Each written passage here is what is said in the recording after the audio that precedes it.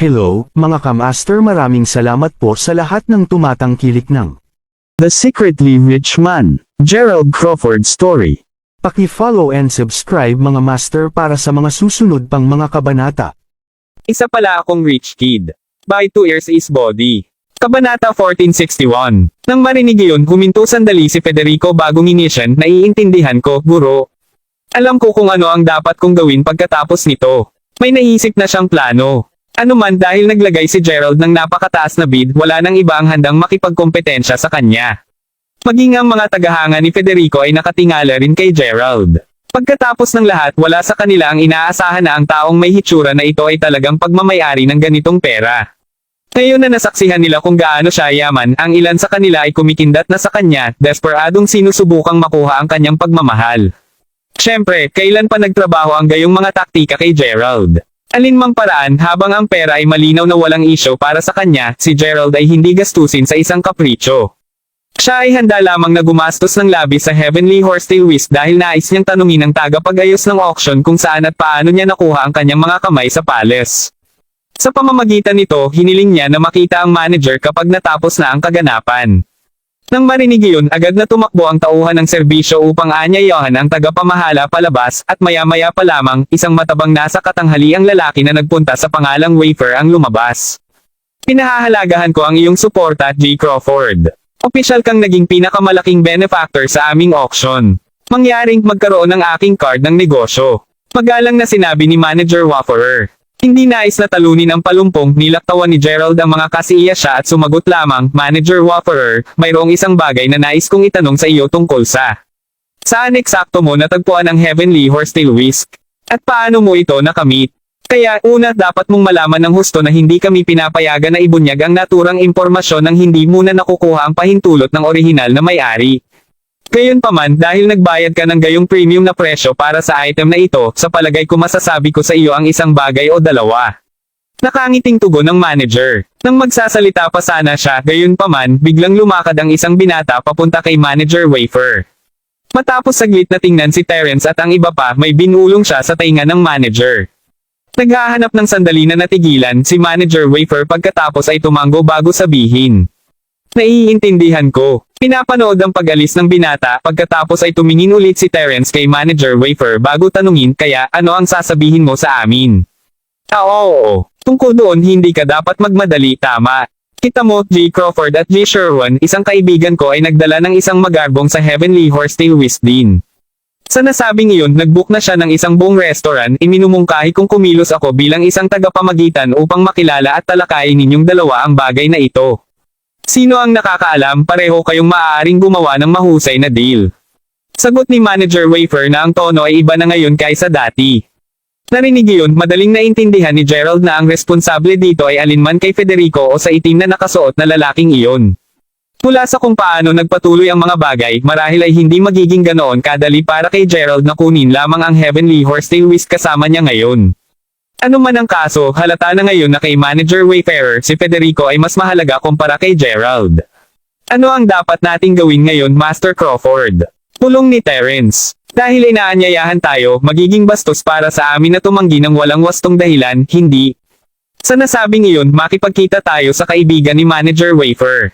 Marahil ay may doble pa namin ang presyo ng item na ito sa sandaling ibenta namin ito. Sagot ni Gerald na may banayad ng ngiti. Bagaman hindi maintindihan ni Terence ang sinusubukan ni Gerald, sinabi na ni Gerald ang kanyang isip, kaya wala nang masabi pa sa matanda. Habang sinusundan ni Terence si Gerald, nabigo siya na mapansin ang maikling panunuya ng ngiti sa mukha ni Manager Wafer.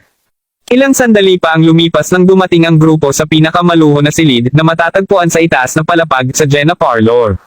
Totoo sa mga salita ng manager, ang buong restaurant ay tuluyang naempyado. Kabanata 1462. Pagkabukas ng pinto sa silid ay naglakad papasok sina Gerald, Terence, at ang iba pa. Ang pangalawang pagpasok nila, agad silang sinalubong ng paningin ni Federico na nakaupo sa main seat. Isang malapad na ngiti sa kanyang mukha nang siya ay tumayo, sinabi ni Federico pagkatapos, bakit kumusta ka dyan, Tio Sherwin? Hindi ko inaasahan na makakasalubong ulit ako kaagad. Kaya't nasa likod ka ng lahat ng ito, Federico. Galit na ungol ni Terence. Ngayon hindi na kailangang magalit, Tio Sherwin. Bukod sa nais kong muling alalahanin ka, tumawag din ako sa iyo ngayon dahil nais kong batiin at maabot ang aking pinakamasayang pagbati kay G. Crawford. Sagot ni Federico. Kasunod nito, ipinalakpak niya ang kanyang mga kamay bago umorder, ihain ng tsaa sa mga panauhin. Makalipas ang ilang sandali, isang waitress ang lumakad na may isang tiko sa kamay. Gayunpaman, sa kaagad na tinanggal ang takip ng teapot, isiniwalat na mayroon lamang pulbos ng tsaa sa loob. Ano pa, ang pulbos mismo ay amoy labis na hindi ko nais-nais. Mula sa nag-iisa lamang, halata na sinasabi ni Federico na hindi sila karapat-dapat na makasama siya, sa kabila ng katotohanan siya ang tumawag sa kanila. Ano ang ibig mong sabihin dito, Federico? Ungol ng galit na teritoryo. Hahaha, ano ang maaari mong sabihin? Hindi ba kita iniimbitahan na kumuha ng tsaa? Inisya ni Federico. Maaaring maghintay ang tsaa at may save mo ang iyong maligayang pagtanggap sa paglaon. Kaya, young master Don, dumiretso lang tayo sa negosyo. Sabihin mo sa amin bakit mo kami naimbitahan dito ngayon. Kahit na sinusubukan mong bilhin ng whisk sa akin, mas gugustuhin ko kung mas matalo mo ang paligid ng bush. Sabi ni Gerald habang nakatingin kay Federico. Matapos sabihin iyon, sinulyapan ni Gerald ang itim na nakasuot na lalaki na nakaupo ng walang galaw sa tabi ni Federico bago isiping ang taong ito. Tuldok-tuldok, malamang siya ang pinakamalakas na nasasakupan ni Federico. Kaya't ikaw ay isang prangka na tao, G. Crawford. Kita ko, nakikita ko. Sa tingin ko ay diretso ako sa puntong iyon. Kita mo, ang Heavenly Horsetail Whisk ay isang mahiwagang artifact na mahusay na magamit sa akin. Tuldok-tuldok. Sa nasabing iyon, nais kong bilhin ito sa iyo, G. Crawford. Pinag-uusapan kung saan, mula pa noong bata ako, palagi kong nakukuha ang gusto ko. Kung hindi ka naniniwala sa akin, maaari mo lamang tanungin ang manager Wafferer dito. Wala sa planetang ito na ako, si Federico Don, ay hindi makukuha kung nais ko para dito. Idineklara ni Federico na may isang mapangiti na ngiti. Tama si Young Master Don. Sa pagkakaalam ko, bawat solong kahilingan na ginawa niya sa loob ng lalawigan ng Jenna ay ipinagkaloob, at walang sino man ang naglakas loob na tanggihan siya.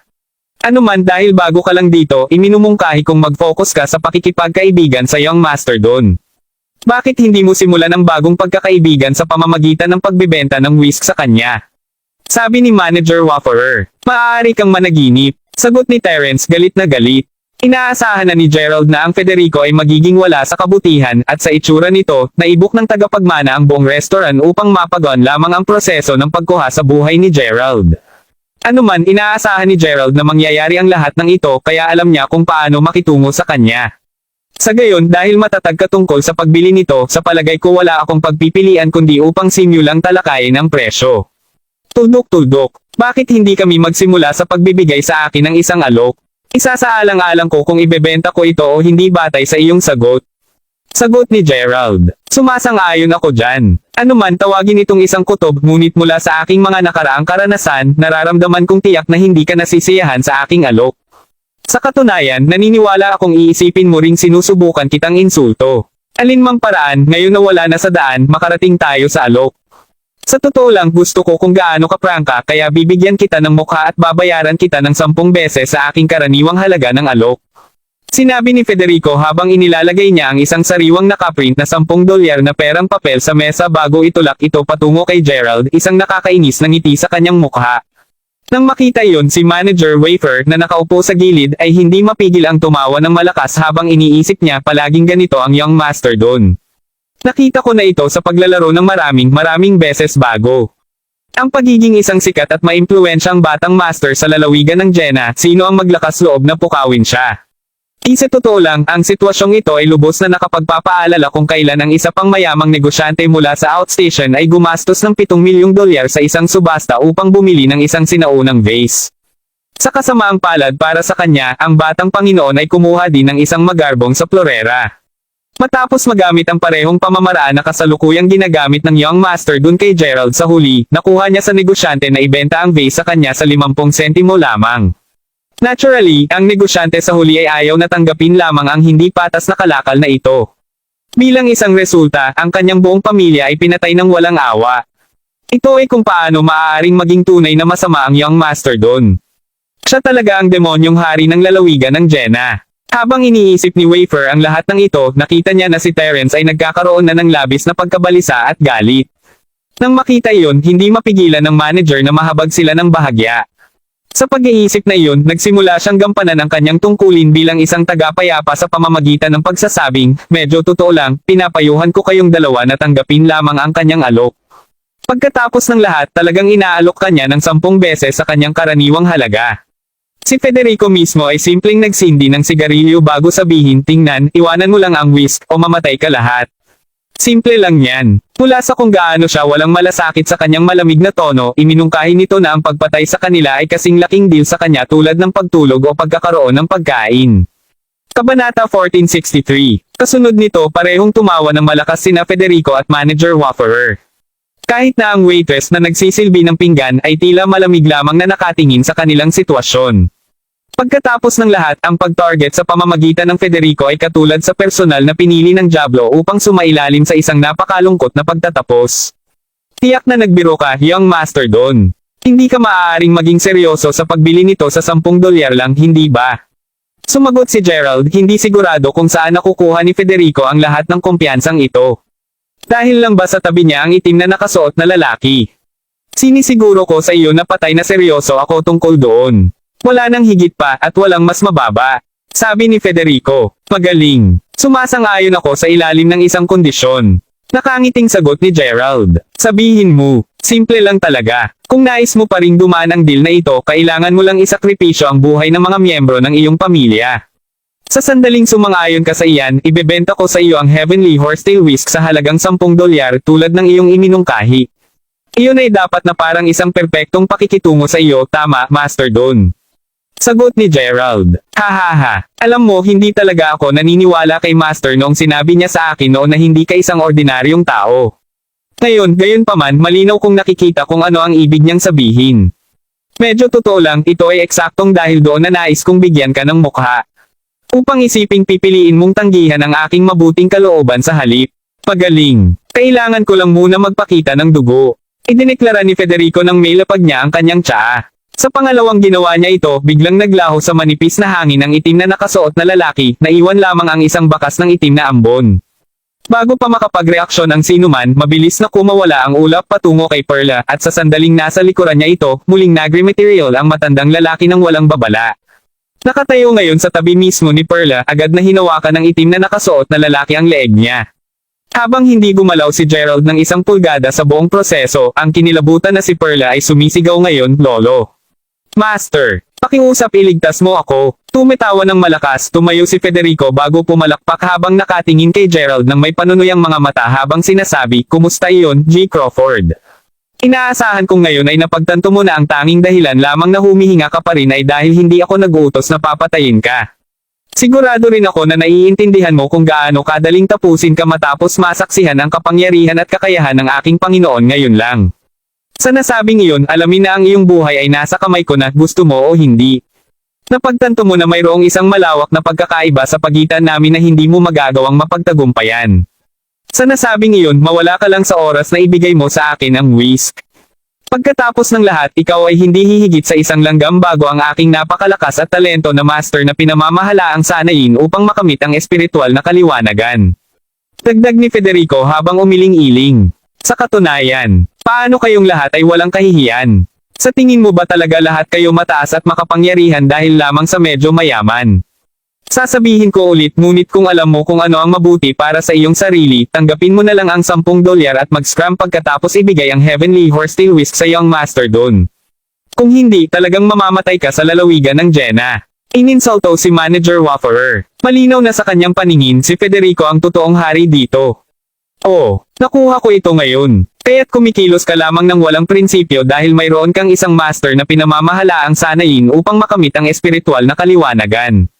Tudok-tudok tandang pananong. Humihingi ng pasensya sa pagsabog ng iyong bula, young Master Don, ngunit na isaalang-alang mo ba kung ano ang gagawin mo kung ang Panginoon na iyong sinalaygen ng labis ay naging hindi kasing lakas na akala mo?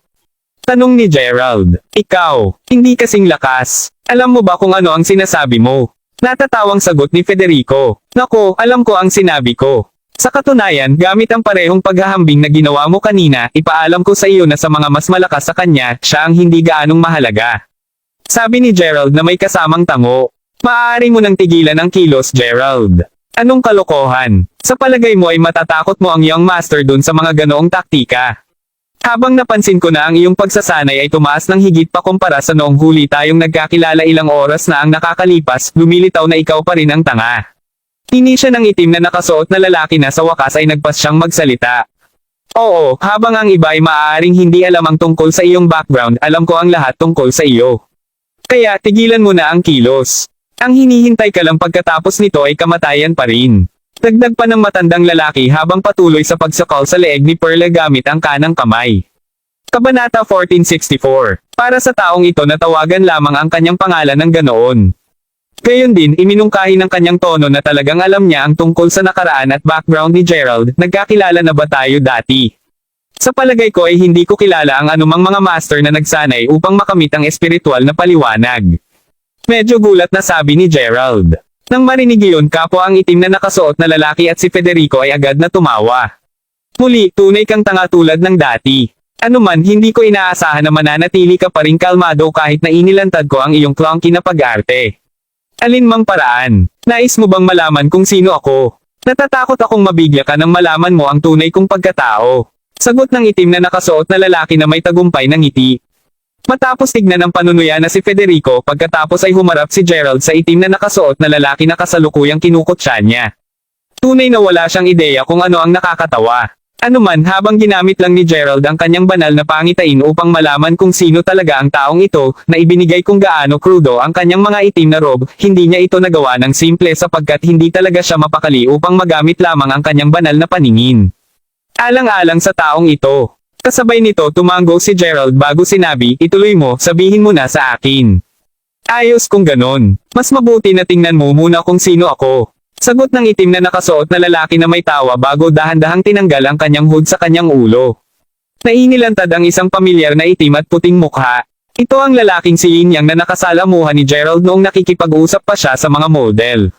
Matapos muling tumawa si Federico at ang matanda, sinabi ng matanda, sigurado akong hindi mo inaasahan na magkikita tayong dalawa sa ganitong paraan, ikaw ba, Gerald? Nagulat sa bigla kong muling paglitaw. Habang kumikislot ng bahagya ang mga talukap ng mata ni Gerald, natagpuan niya ang kanyang sarili na iniisip, sino ang maaasahan ko sa anuman dito? Pagkatapos ng lahat, personal kitang pumatay pabalik sa Everdare Forest. Kung naalala niya ng tama, ang pangalan ng lalaki ay si Julian Laker at lumitaw siya sa Fenderson Manor pabalik noong si Gerald ay nasa Salford Province pa rin. Kasunod nito, tinabihan ni Julian si Gerald hanggang sa Everdare Forest kahit na napapatay siya dahil kailangan ni Gerald ng dugo upang maalis ang Holy Fox noong panahong iyon. Upang isipin na siya ay talagang buhay pa rin. Ano pa, nakita ni Gerald na sinanay ng matandang lalaki ang kanyang mahahalagang chi habang namamahala din upang sanayin upang makamit ang espiritual na kaliwanagan. Gayunpaman, ang pinakanakakagulat na bagay ay ang katunayan na ang pagsasanay na aura na naglalabas mula sa katawan ng matanda ay hindi lakas sa loob, ni ito ay mula sa isang lihim na pamamaraan. Hindi, ang aura na nilalabas niya ay ang purest form of essential chi. Hey, alam ko kung ano ang gusto mo tungkol sa't nagtataka ka kung paano pa ako nabubuhay ngayon, tama. Impyerno, sigurado akong naguguluhan ka rin kung paano ako napunta sa pinakamakapangyarihang tao sa mundo na nagawang sanayin upang makamit ang espiritual na kaliwanagan, tama. Tandang padamdam. Bilang isang katotohanan sa bonus, mayroon pa akong sariling titulo ngayon. Idineklara ng matanda, tumatawa ng mas malakas pa kaysa dati. Walang sino man sa planeta ang maaaring maging mas matalino kaysa sa kanya sa sandaling ito sa oras.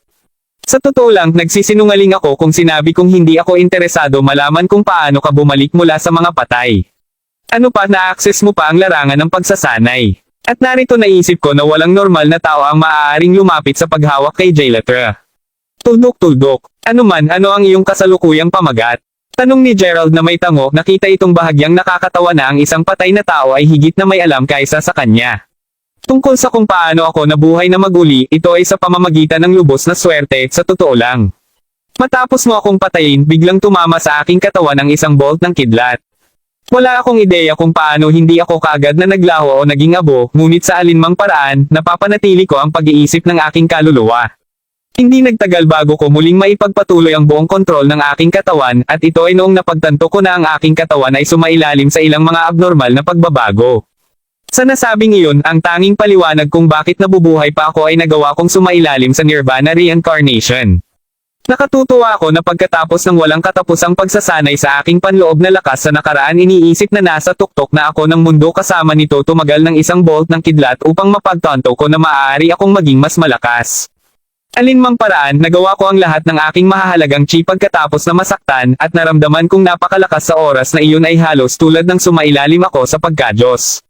Sabihin sa katotohanan, nasasabik akong sabihin sa iyo ang tungkol sa lahat ng ito sa ilang sandali ngayon. Hahaha, paliwanag ni Julian. Narinig iyon, tumawa rin si Gerald bago sinabi, kaya naisip mong ang pagmamayari ng mahahalagang chi lamang ay sapat na upang maging karapat-dapat ka upang maging isang Diyos. Upang maging patas, wala akong alam tungkol dito sa oras na iyon. Hanggang sa huli pa nang makarating ako sa pakikipag-ugnay sa iba pa na nagsasanay din upang makamit ang espiritual na kaliwanagan. Kasunod nito, nalaman ko na isa ako sa kanila at nasa paligid din iyon nang makuha ko ang aking titulo. Kita mo, ang mga may kakayahang magsanay upang makamit ang espiritual na kaliwanagan ay labis na espesyal at makapangyarihan. Sa pag-iisip na iyon, lahat tayo ay karapat-dapat sa pagkakaroon ng sarili nating mga pamagat at ang sa akin ay ang Yin Yang Master. Panipi, Kabanata 1465. Kaya sa sinabi mo sa akin, masasabi kong ligtas na ikaw ay talagang isang maswerteng tao. Gayunpaman, bakit ang Yin Yang Master?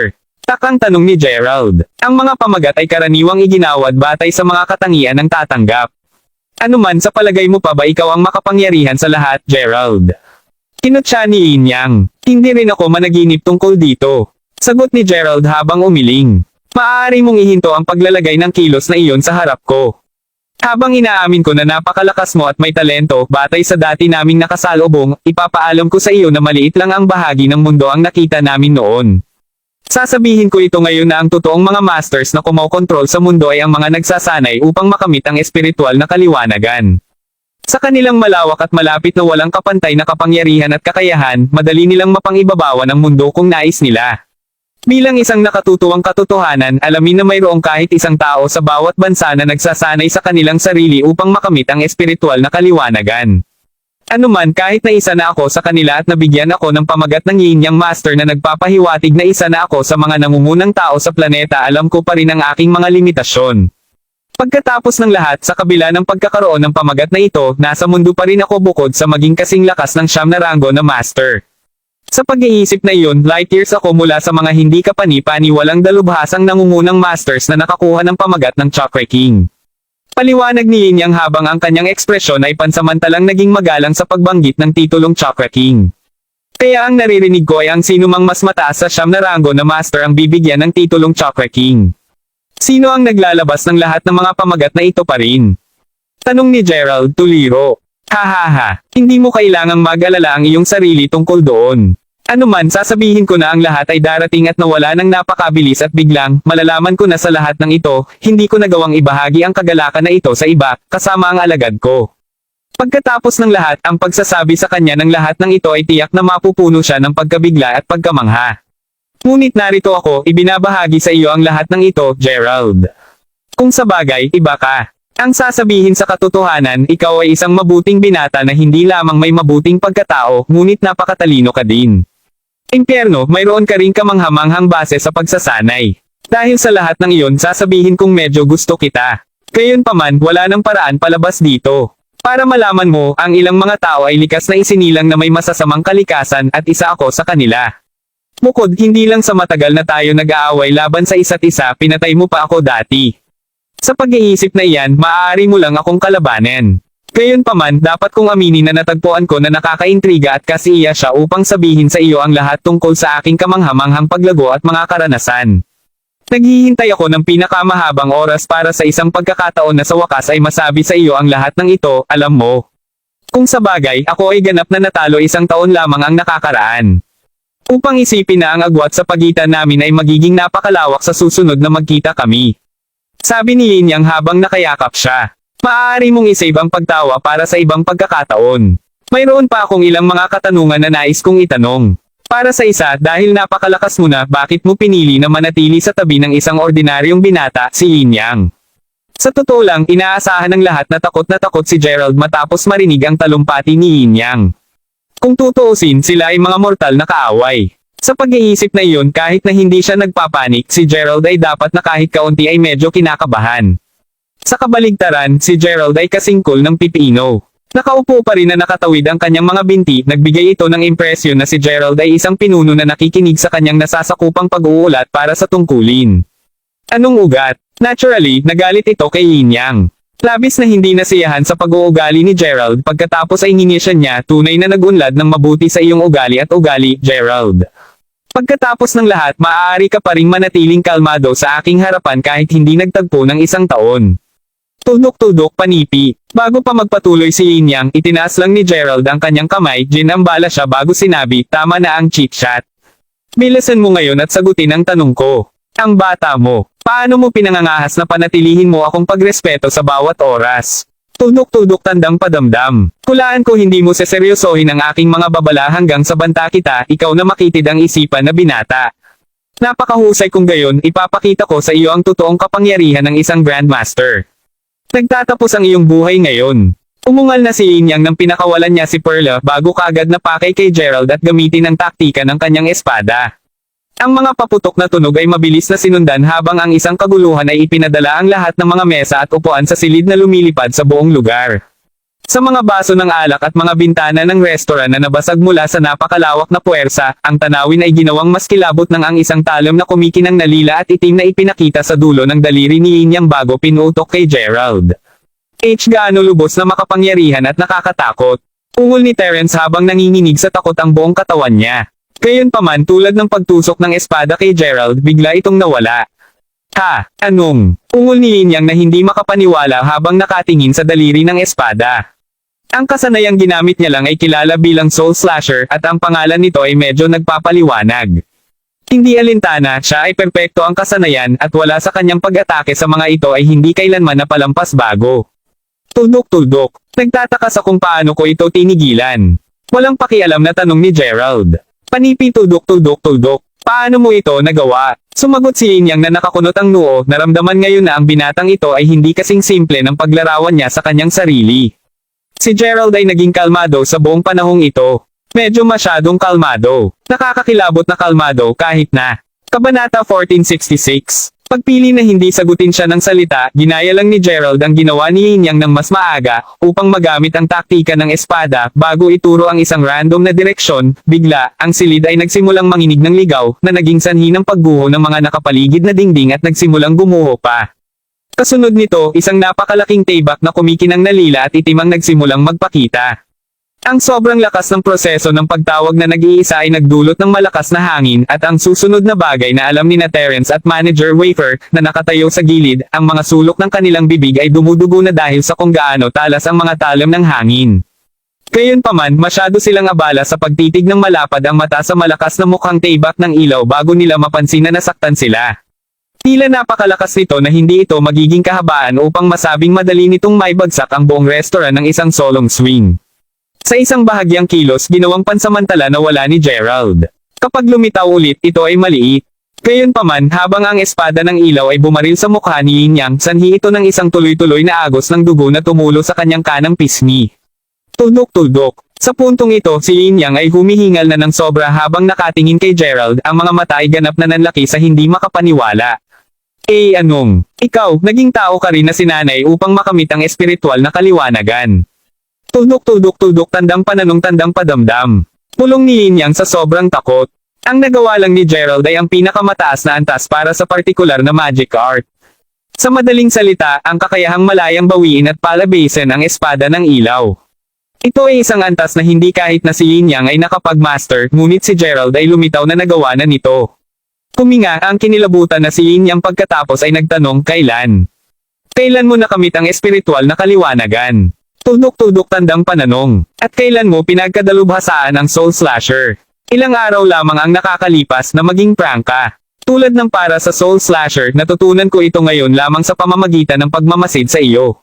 Habang naisip mong ikaw ay makapangyarihan sa lahat, ang iyong mga paggalaw ay matapat na mabagal at ang mga taktika na binulong mo ay hindi tahimik tulad ng nais mong isipin. Naririnig ko lahat ito. Sagot ni Gerald na may mahinang ngiti. Panipi tuldok-tuldok-tuldok. Why ikaw? Nauutal na sabi ni Yin Yang nang umatras siya ng 2 hakbang sa takot. Ipinakita sa kanya ngayon ni Gerald kung ano ang tunay na pakiramdam ng malaking takot. Napagtanto kung gaanong gulo ang naroroon niya ngayon kaagad na kumunot si Yin Yang bago si Gerald habang sumisigaw, "Pi mangyaring iligtas mo ang aking buhay, G. Crawford." Hindi, Senior. Mali ako, nakatatanda. Habang si Yin Yang ay hindi natatakot sa kamatayan sa nakaraan, siya ay labis na takot na mamatay ngayon. Pagkatapos ng lahat, natikman niya sa wakas kung ano ang pakiramdam na maging cream ng ani, isang taong nagsasanay upang makamit ang espiritual na kaliwanagan. Tuldok-tuldok. Ito ay tulad ng isang mahalagang pangarap na natupad, at hindi siya handa na mawala ang lahat ng tama dito at ngayon. Matapos masaksihan ang lawak ng mga kasanayan at pag-unawa ni Gerald kung bakit naging kalmado siya sa buong oras na ito, alam ni Yin Yang na binugbog na siya ng binata sa bawat aspeto na posible. Ito ay tulad ng sinabi niya kanina. Ang puwang sa pagitan nila ay napakalawak. Gayunman, ang pinakamalaking kakulangan sa ginhawa ni Yin Yang ay nagmula sa katotohanang tinatrito niya ang kanyang sarili bilang kalaban sa buong panahong ito. Tuldok-tuldok. Naiintindihan niya ngayon na ang tunay na kalaban ay si Gerald sa buong panahon. Tungkol naman kay Manager Wafer, tuluyan na siyang natigilan mula sa kanyang pagkabigla nang mapagtanto niya na si Yin Yang ay nakaluhod sa harapan ni Gerald. Napagtanto kung gaano katindi ang mga bagay ngayon, ang manager ay agad na lumuhod sa harap din ni Gerald, nagmamakaawa, "Pi mangyaring iligtas mo rin ang aking buhay, G. Crawford." Si Federico mismo ay nakaharap sa isang makatarungang dami ng panloob na pakikibaka sa kanyang puso. Gayunpaman, dahil ang kanyang Panginoon ay talagang nakaluhod sa harapan ni Gerald habang nagmamakaawa para sa kanyang buhay, ganoon din ang ginawa ni Federico. Nang makita iyon, si Gerald na nakaupo pa rin sa kanyang upuan ay itinaas ng bahagya ang kanyang kamay na tinawag ang isang tasa ng hindi nagalaw na mabangong tsaa dito. Matapos kumuha ng ilang paghigop, sinabi ni Gerald, "Tunay na hindi pa tayo nagkakilala, Yin Yang, anuman, hindi ko eksaktong masabi kung kailan ito nagsimula, ngunit sinimulan ko na itong magustuhan kapag kausap ako ng mga tao sa ganitong uri ng pag-uugali at paggalang. Tiyak na mas masaya ako kung ang tatlo sa inyo ay nagsalita sa akin ng ganitong ugali mula pa sa simula." Panipi. Kabanata 1467. "Di mangyaring iligtas ang aking buhay, G. Crawford. Nagmamakaawa ako sa iyo." Nakiusap kay Yin Yang habang nagpatuloy sa paghingi ng awa. Kahit na si Federico ay nagpatuloy din sa pagmamakaawa, siya ay sabay na nagtataka kung bakit ang isang tao na kasing edad niya ay maaaring maging napakalakas. Matapos maging alagad ni Yin Yang at pumasok sa larangan ng pagsasanay, natural na lumaki si Federico, at hindi madaling gawain para sa kanya na payag na isumite sa isang tao mula sa ilalim ng kanyang puso. Sa pag-iisip na iyon, mabilis niyang nakuha ang kanyang talino at nagsimulang isiping ang lahat ng ito ay simpleng kalokohan. Walang paraan na yumuko lamang siya sa kapritsyo ng isang taong kaedad niya. "Hindi ako kumbinsido sa lahat ng ito. Kahit na handa ang master na magkautaw sa harap mo, hindi ko talaga ito matatanggap. Ako ay isang tunay na tao ngayon sa pamamagitan ng paggawa ng isang madiskarteng pagsumit. Markahan ang aking mga salita, tiyak na babawi ako sa iyo para sa lahat ng isang araw na ito." Napaisip si Federico sa sarili. Sa pag-iisip nito bilang isang madiskarteng pag-atres, naging mas handa si Federico na ipagpatuloy ang pagsusumamo para sa awa. "Hindi ko alintana na matipid ang iyong buhay. Kung sa bagay, hindi ko man sinabi na papatayin ko kayong pareho." Sinabi ni Gerald habang tinitingnan niya sina Yin Yang at Manager Waferer na hinihimok ang pareho sa kanila na mag-angal ng malalakas na buntong hininga. Napagtanto na ang kanyang pangalan ay hindi tinawag, si Federico ay nakatingin lamang kay Gerald sa hindi makapaniwala. "Tungkol sa iyo, naaalala ko na sumang-ayon ka na ipagpalit ang buhay ng mga miyembro ng iyong pamilya bilang kapalit ng Heavenly Horsetail Whisk. Habang totoo na ang isang tunay na tao ay dapat malaman kung kailan dapat gumawa ng mga madiskarteng pagsusumit, ang isang tunay na tao ay sumusunod sa kanyang mga pangako hanggang sa huli din. Sa nasabing iyon, ikaw at ang iyong buong pamilya ay mamamatay." Idineklara ni Gerald. "Ikaw, ano?" Nauutal na si Federico, ngayon ay kinilabutan na ng hindi masasabi. Hindi niya inaasahan na makakabasa ng isip si Gerald. Mabilis na umatras sa gulat, agad na nagsimulang ungol si Federico, "Hindi.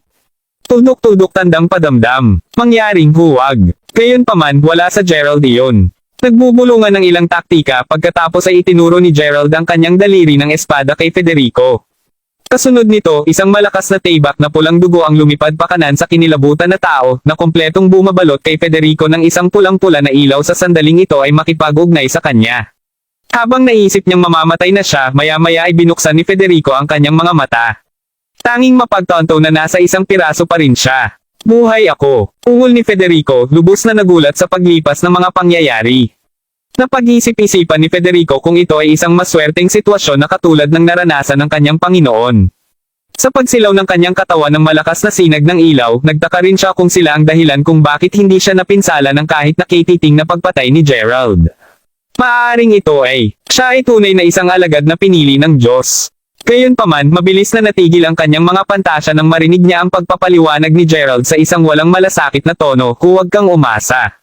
Naranasan ka lang ng sumpa sa dugo. Hanggat ang sumpa ay aktibo, ang sinumang magbabahagi ng parehong linya ng dugo na tulad mo ay magsisimulang mamamatay, isa-isa.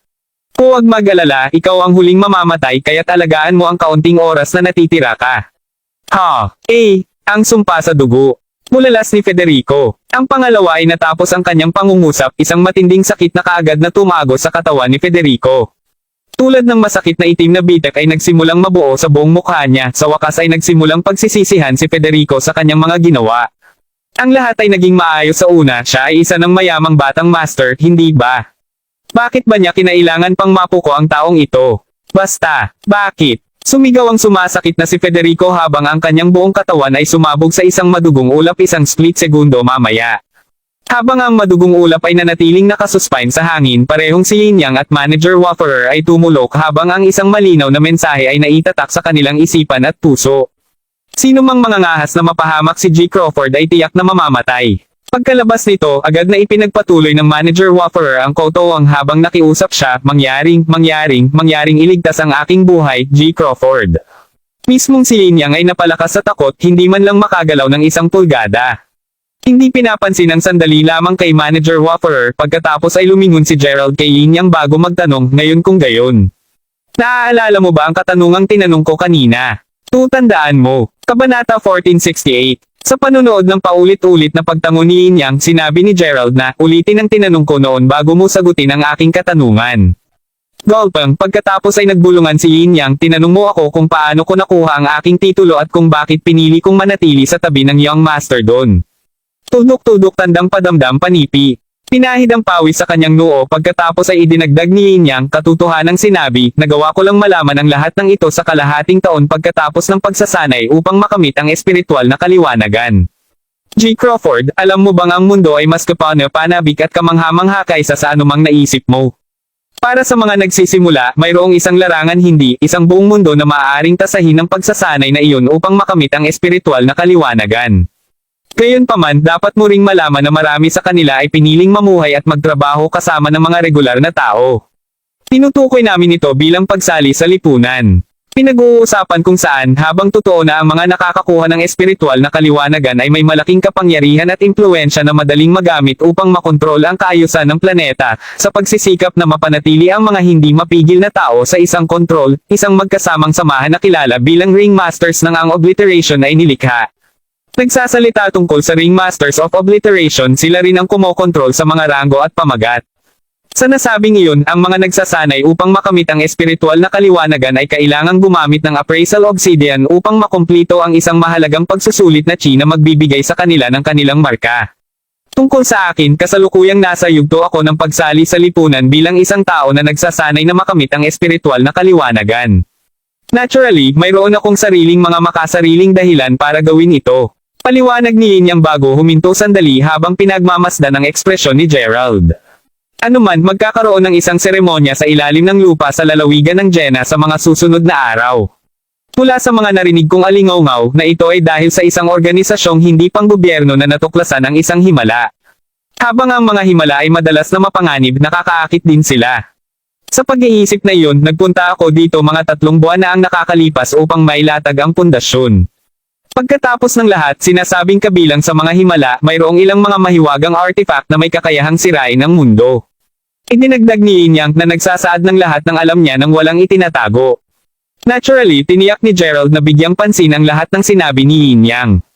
Tunay na marami siyang natututunan ngayon at napagtanto niya ngayon na ang ibinahagi sa kanya ni Peter at Xylo noon ay ang dulo lamang ng malaking yelo sa mundo ng mga nagsanay upang makamit ang espiritual na kaliwanagan. Anuman siya ay nakakataas ngayon ng mga belo ng mga misteryo. Habang iniisip niya ito, naalala niya si Pedro na nagsasabing mayroong malaking problema sa kanyang lolo. Nagsanay din ba ang kanyang lolo upang makamit ang espiritual na kaliwanagan? Kung iyon ang kaso, pagkatapos ang lahat ng nangyari hanggang sa puntong ito ay nagsimulang magkaroon ng mas maraming kahulugan. Sa ilang kadahilanan, napagtanto na tila nakapagpapasakit sa puso ni Gerald na lalo niyang iniisip ito. Nakita ko. Anuman kung naaalala ko ng tama, ang pangalan mo ay Julian Laker, tama? Casual na tanong ni Gerald. Ito ay G. Crawford. Takot na sagot ni Julian. Kaya, dahil may pag-ibig kang mabuhay at alam kong hindi madali para sa iyo na makarating sa kung nasaan ka kasalukuyang, binibigyan kita ng pagkakataon na akitin ako kung bakit hindi kita dapat pumatay ng tama ngayon na. Gawin itong mabilis, sabi ni Gerald. Kung papayagan mo akong mabuhay kung gayon ako, si Julian Laker, ay susundan ka at magiging alipin mo. Handa akong gumawa ng kahit ano para sa iyo bilang kapalit ng iyong kabaitan at kabutihang loob. Nakita ko ang mga pagkakamali ng aking mga paraan. Talagang mayroon ako. Sagot ni Julian nang agad na siyang magsimulang kumubli muli. Tunay na kinilabutan at napuno ng matinding paggalang at kababa ang loob kay Gerald, lahat ng sinabi ni Julian ay katotohanan. Kung sa bagay, ang pagsasabi na si Gerald ay mas nakakatakot ngayon kaysa sa isang taon na ang nakakalipas. Walang magandang wakas na matagpuan sa pamamagitan ng pagpili na kalabanan siya. Napakahusay, sabi ni Gerald na walang pakialam. Habang hinuhugos si Julian, ang kinilabutan na manager Waffer ay nagsimulang kumugkob muli, pati na rin siya ay nakiusap, handa akong maging iyong alipin din, G. Crawford. Bilang tugon, simpleng gumanap ni Gerald ang ulo ng manager Waffer. Oh, sino sa tingin mo kahit sino ka? Talaga bang naiisip mo na karapat-dapat ka upang manatili sa tabi ko? Hindi. Mali ako sa paglabas ng linya. Patawarin mo ako. Sigaw ng tagapamahala na kinilabutan ng malaking takot. Natutuwa akong napagtanto mo iyon. Anuman, hindi mo pa rin sinasagot ang aking katanungan. Paano mo nakamit ang iyong mga kamay sa Heavenly Horsetail Whisk? Tanong ni Gerald. Hindi nang ahas na itago ang anumang bagay mula kay Gerald, mabilis na sumagot si Manager Waffer, ibinigay ito sa akin ng isang mag-aaral. Tuldok-tuldok tandang padamdam. Habang napagtanto ko na ang item ay may mahusay na halaga pagkatapos ng pagkakaroon ng isang tao na suriin ito, tinanong lamang ng mag-aaral ang $300,000. Sa totoo lang, hindi ko maisip na magbayad sa kanya ng $3 milyong kung hindi pa siya naging matigas ang ulo sa presyong iyon. Isang mag-aaral. Alam mo ba ang tungkol sa kanya? Tanong ni Gerald na nakakunot ang noo. Sandali na natigilan nang marinig niya ang katanungang iyon, mabilis na kumalas dito si Manager Waffer bago sumagot, aba, sa oras na iyon, gusto kong malaman kung paano nagawa ng bata na makuha ang kanyang mga kamay sa mahiwagang artifact din. Tuldok-tuldok. Sa pamamagitan nito sinabi ko, nagpadala ako ng isang tao upang itago siya sa lihim. Mula sa kung ano ang pinamamahalaang makatipan, ang pangalan ng mag-aaral ay Yul at siya ay isang pang-apat na taong nakatatandang nag-aaral sa Jena Province University. Siya rin ay nasa pangalawang klase ng kagawaran ng ekonomiya at pamamahala. Bagaman hindi gaanong magawa ang kanyang pamilya, tila siya ay isang matapat na tao. Yul, bumulong si Gerald bilang isang plano na nagsimulang mabuo sa kanyang isipan. Kabanata 1469. Si Master Ghost ay palaging isang kalmadong tao na may kapansin-pansin na kakayahang hulaan ang hinaharap. Sa pag-iisip na iyon, imposible para sa kanya na pumili lamang na magtapon ng isang napakahalagang magic artifact na tulad nito. Ngunit ano ang maaaring maging intensyon niya ay? Habang pinag-iisipan ni Gerald, si Zenny, na natahimik sa buong panahong ito, sa wakas ay nagpas siyang sabihin, maaari bang may sasabihin sa amin si Master Ghost, Gerald? Ito ba ang kanyang paraan ng paghingi ng tulong? Nodeng bilang sagot, pagkatapos ay sumagot si Gerald, inaako ko. Pagkatapos ng lahat sa kanyang malapit na perpektong kakayahang hulaan ang hinaharap, malamang na nahulaan na niya na hinahanap natin siya.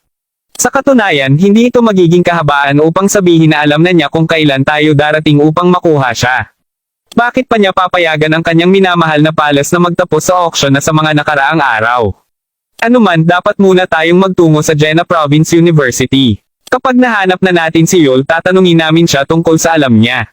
Nag-aaral din ako dati sa universidad na iyon, Master. Bakit hindi kita samahan dyan? Sigurado akong ang pagkakaroon ng isang tao sa iyong tabi ay magiging mas maginhawa para sa iyo pa rin. Mungkahi ni Perla, mayroon kang magandang point. Magaling. Pagdating sa Jena Province University, napaisip ni Gerald ang kanyang nakaraan. Ito ay isang bagay na nangyari anumang oras na siya ay pumasok sa anumang campus. Anuman 3 taon na mula nang nawala si Mila.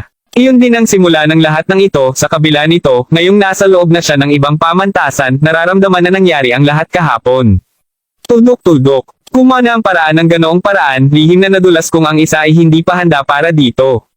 Nang makita ni Perla na sumusunod kay Gerald sa paligid ng campus na malalim ang iniisip niya, nagpasya siyang huwag itong abalahin. Sa halip, pinili lamang niyang magtungo sa Department of Economics and Management upang hanapin si Yul. Si Gerald mismo ay nagpatuloy sa paglibot sa campus. Tulad ng iniisip niya na lahat ng mga pamantasan ay mukhang pareho o kulang sa pareho, bigla niyang narinig ang isang tao na sumisigaw, "Tingnan mo." Sa sandaling iyon, isang malaking saranggola ang lumilipad mula sa langit at diretso ito patungo kay Gerald. Ang mga bagay na tulad nito ay hindi bihira kapag lumilipad ng saranggola. Pagkatapos ng lahat ng walang hangin, ang mga kite ay mabilis na bumababa at walang tunay na paraan ng pagtigil sa ganoong mangyari. Anuman ang batang babae na tumawag kay Gerald ay lilito na pinalilipad ang saranggola kasama ang ilang mga kaibigan niya at ngayon ay galit na galit silang sinusubukang babalaan tungkol kay Gerald tungkol dito. Hindi na kailangang sabihin, napansin ito ni Gerald na halos kaagad. Dahil nasa malalim pa rin siyang pag-iisip, hindi niya inisaalang-alang ang kanyang mga aksyon at nagtapos sa pagturo sa saranggola. Tuldok-tuldok. Bago ito sumabog habang nasa langit pa rin ito. Sa oras na ang saranggola ay nahulog sa lupa, wala itong iba kundi ang mga abo. Nang sa wakas ay nakarating ang mga batang babae kay Gerald, agad nilang sinisigawan ang parehong balisa at galit na galit nang makita ang kalagayan ng kanilang saranggola. Kailangan ba talaga nito? Hindi ito tulad ng kusa nating ginawa. Bakit mo kailangang sunugin ang ating saranggola? Sigaw ng isa sa mga babae. Sa apat na batang may buhok sa pangkat na lahat ay pantay na payat at kaakit-akit, tatlo sa kanila ang galit na nakaturo sa kanya. Ang pang-apat mula sa nakikita ni Gerald ay tila higit na nasa tahimik at dumir na panig. Kahit na may halata pa ring mga pahiwatig ng pagkabigo sa kanyang mukha. Ano man ang kaso, natagpuan ni Gerald ang kanyang sarili na nagbubuntong hininga sa loob bilang isang paumanhin na ekspresyon sa kanyang mukha. Ito ang dahilan kung bakit ginasto niya ang pagsiling ng kanyang mahahalagang chi. Pagkatapos ng lahat, kung hindi niya sinasadyang ginamit ito, palaging may potensyal na hindi niya sinasaktan ng iba. Tuldok-tuldok. Pagkalabas nito, mabilis na sumagot si Gerald, "Hindi ko sinasadya." Humihingi ako ng pasensya. Ano ang ibig mong sabihin na hindi mo sinasadya? Malinaw na sinasadya mong sunugin ang aming saranggola dahil lamang sa halos tama ka nito. Kaano ka kakaanyan? Ganting sagot ng ibang babae. Sa itsura nito, nakatuon ang pansin nila sa pagpunta kay Gerald kanina na hindi nila talaga nakita kung paano napuksa ang kanilang saranggola. Sa pag-iisip na iyon, sinusunog ni Gerald ito tila ang tanging lohikal na konklusyon batay sa kasalukuyang kalagayan ng saranggola. Sa nakikita ni Gerald, hindi rin sila tumanggap ng iba pang paliwanag. Sa pag-iisip na iyon, sinabi ni Gerald pagkatapos, "Tingnan mo, susunurin kita para dito." Tulad ng sinabi niya na, isang matikas at mukhang batang babae, na dating nakatayo sa gitna ng grupo, ay nagsimulang paikot-ikot ang tali ng saranggola, gayunpaman, hindi niya napansin ang isang butas ng hukay sa oras at natagpuan ang sarili na mapanganib na nakasandal. Kabanata 1470. Pagkakita niyon agad na hinawakan ni Gerald ang baywang ng dalaga bago siya tinulungan. "Diyos ko, ano ba ang ginagawa mo? Sinasamantala mo ba talaga si Zyriel sa harap mismo ng ating mga mata?" Tandang padamdam. Sigaw ng mga galit na babae. Upang isipin na siya ay napaka-daring sa publiko at sa harap ng mga ito, walang mas mababa. Hindi ito ang iniisip mo, Xavier. Sinabi ni Zyriel, umaasang pipigilan ang kanyang mga kaibigan na magsabi ng anumang hindi kinakailangan. Hindi na kailangang matakot, Zyriel. Narito kami upang ipagtanggol ka. Ano man ang kaso, tumatawag ako ngayon upang bayaran ng batang ito ang ginawa niya. Sinabi ni Xavier habang ang kanyang galit na mga kaibigan ay nagkakaisa laban sa kanilang karaniwang kaaway. Nagkamali ka lahat. Paimpal niyang pinipigilan akong bumagsak ngayon lang. Mayroong isang butas ng hukay doon, kita nyo. Paliwanag ni Zyriel. Panipi tuldok-tuldok-tuldok. Ha! Sagot ng kanyang mga kaibigan, nagulat ang lahat ng marinig iyon. Matapos mapagtanto kung ano ang totoong nangyari, lamambot ng bahagya ang kanilang mga titig. Si Zyriel naman ay natagpuan ang kanyang pamumula ng bahagya habang nakatingin kay Gerald. Makalipas ang isang maikling sandali, sinabi ng isa sa mga batang babae. Tuldok-tuldok, kahit na kailangan pa rin niyang makabawi para sa aming nasunog na saranggola. Sinabi ko na humihingi ako ng paumanhin. Sagot ni Gerald na may nakangiting ngiti. At sa palagay mo ay aayos ang mga bagay sa isang simpleng paghingi ng tawad. Sagot ni Xavier habang nakabros. Nakahawak sa manggas ni Xavier, tinanong ni Zyriel, ano ang ginagawa mo pa, Xavier? Zyriel, ikaw, sa lahat ng mga tao, dapat mong malaman kung gaano kamahal ang saranggola na iyon. Pagkatapos ng lahat, ginawa ito ng mga dekalidad na materyales.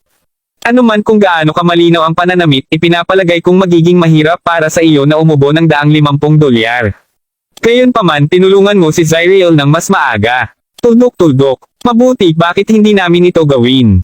Isinasaalang-alang na tinulungan mo siya, kakailanganin mo lamang na bumili ng bawat isa sa amin ng isang tasa ng milk tea bilang kabayaran. Kumusta iyon? Tanong ni Xavier. Walang problema. Nakangiting sagot ni Gerald habang ang iba pang mga batang babae ay nagyaya at nagpalakpakan. Sa madaling panahon, lahat ng apat na mga batang babae ay may hawak na isang tasa ng milk tea sa kanilang mga kamay. Nang malapit na silang umalis, gayunpaman, tinanong ni Xavier, speaking of which, anong pangalan mo?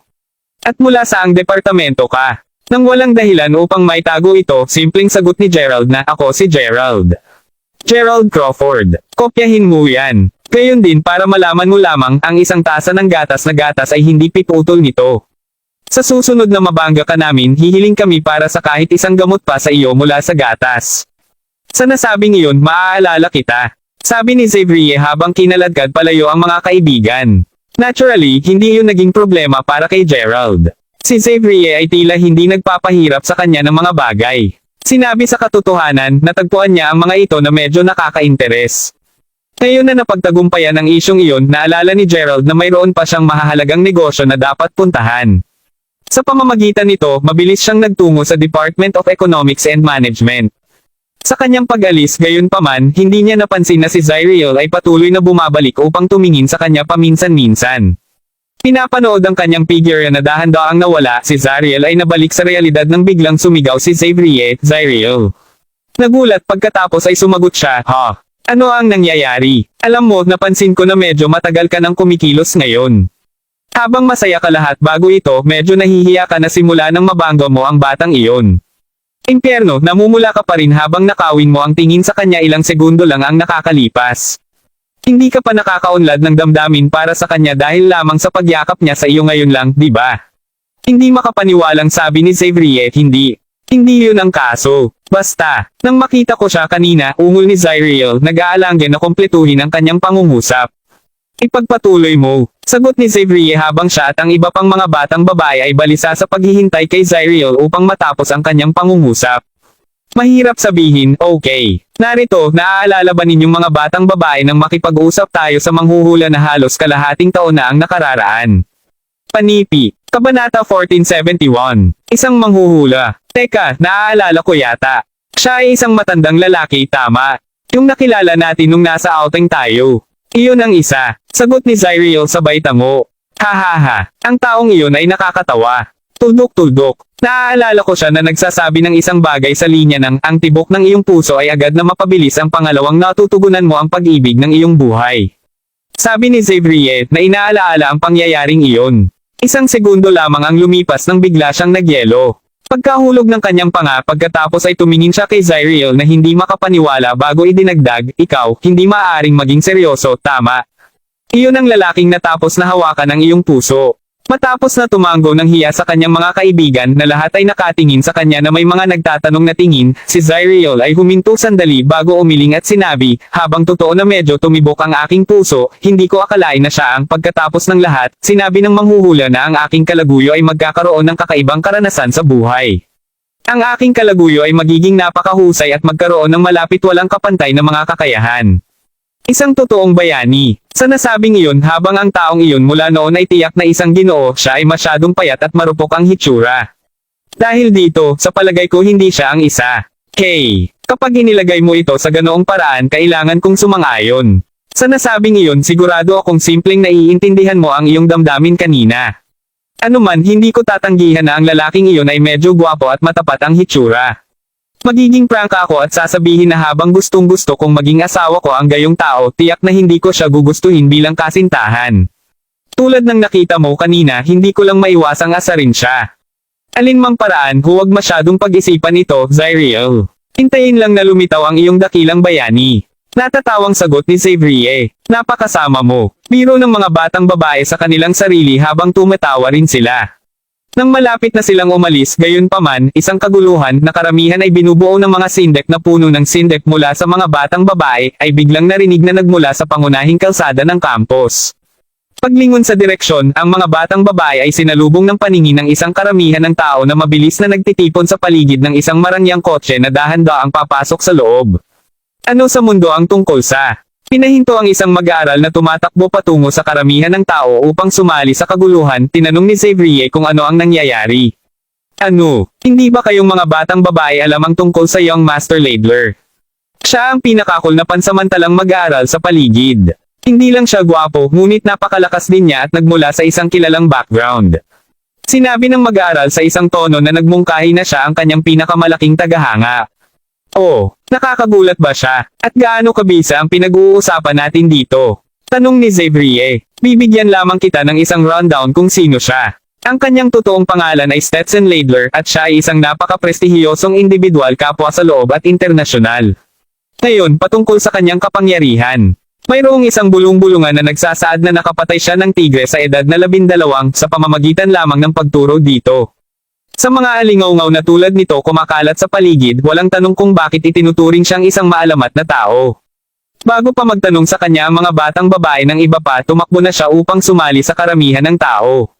Madugong impyerno. Upang isipin na ang gayong tao ay talagang mayroon. Nagtataka ako kung siya ay isa sa mga pambihirang taong binanggit mo noong nasa bahay mo kami noong isang araw, Xavier.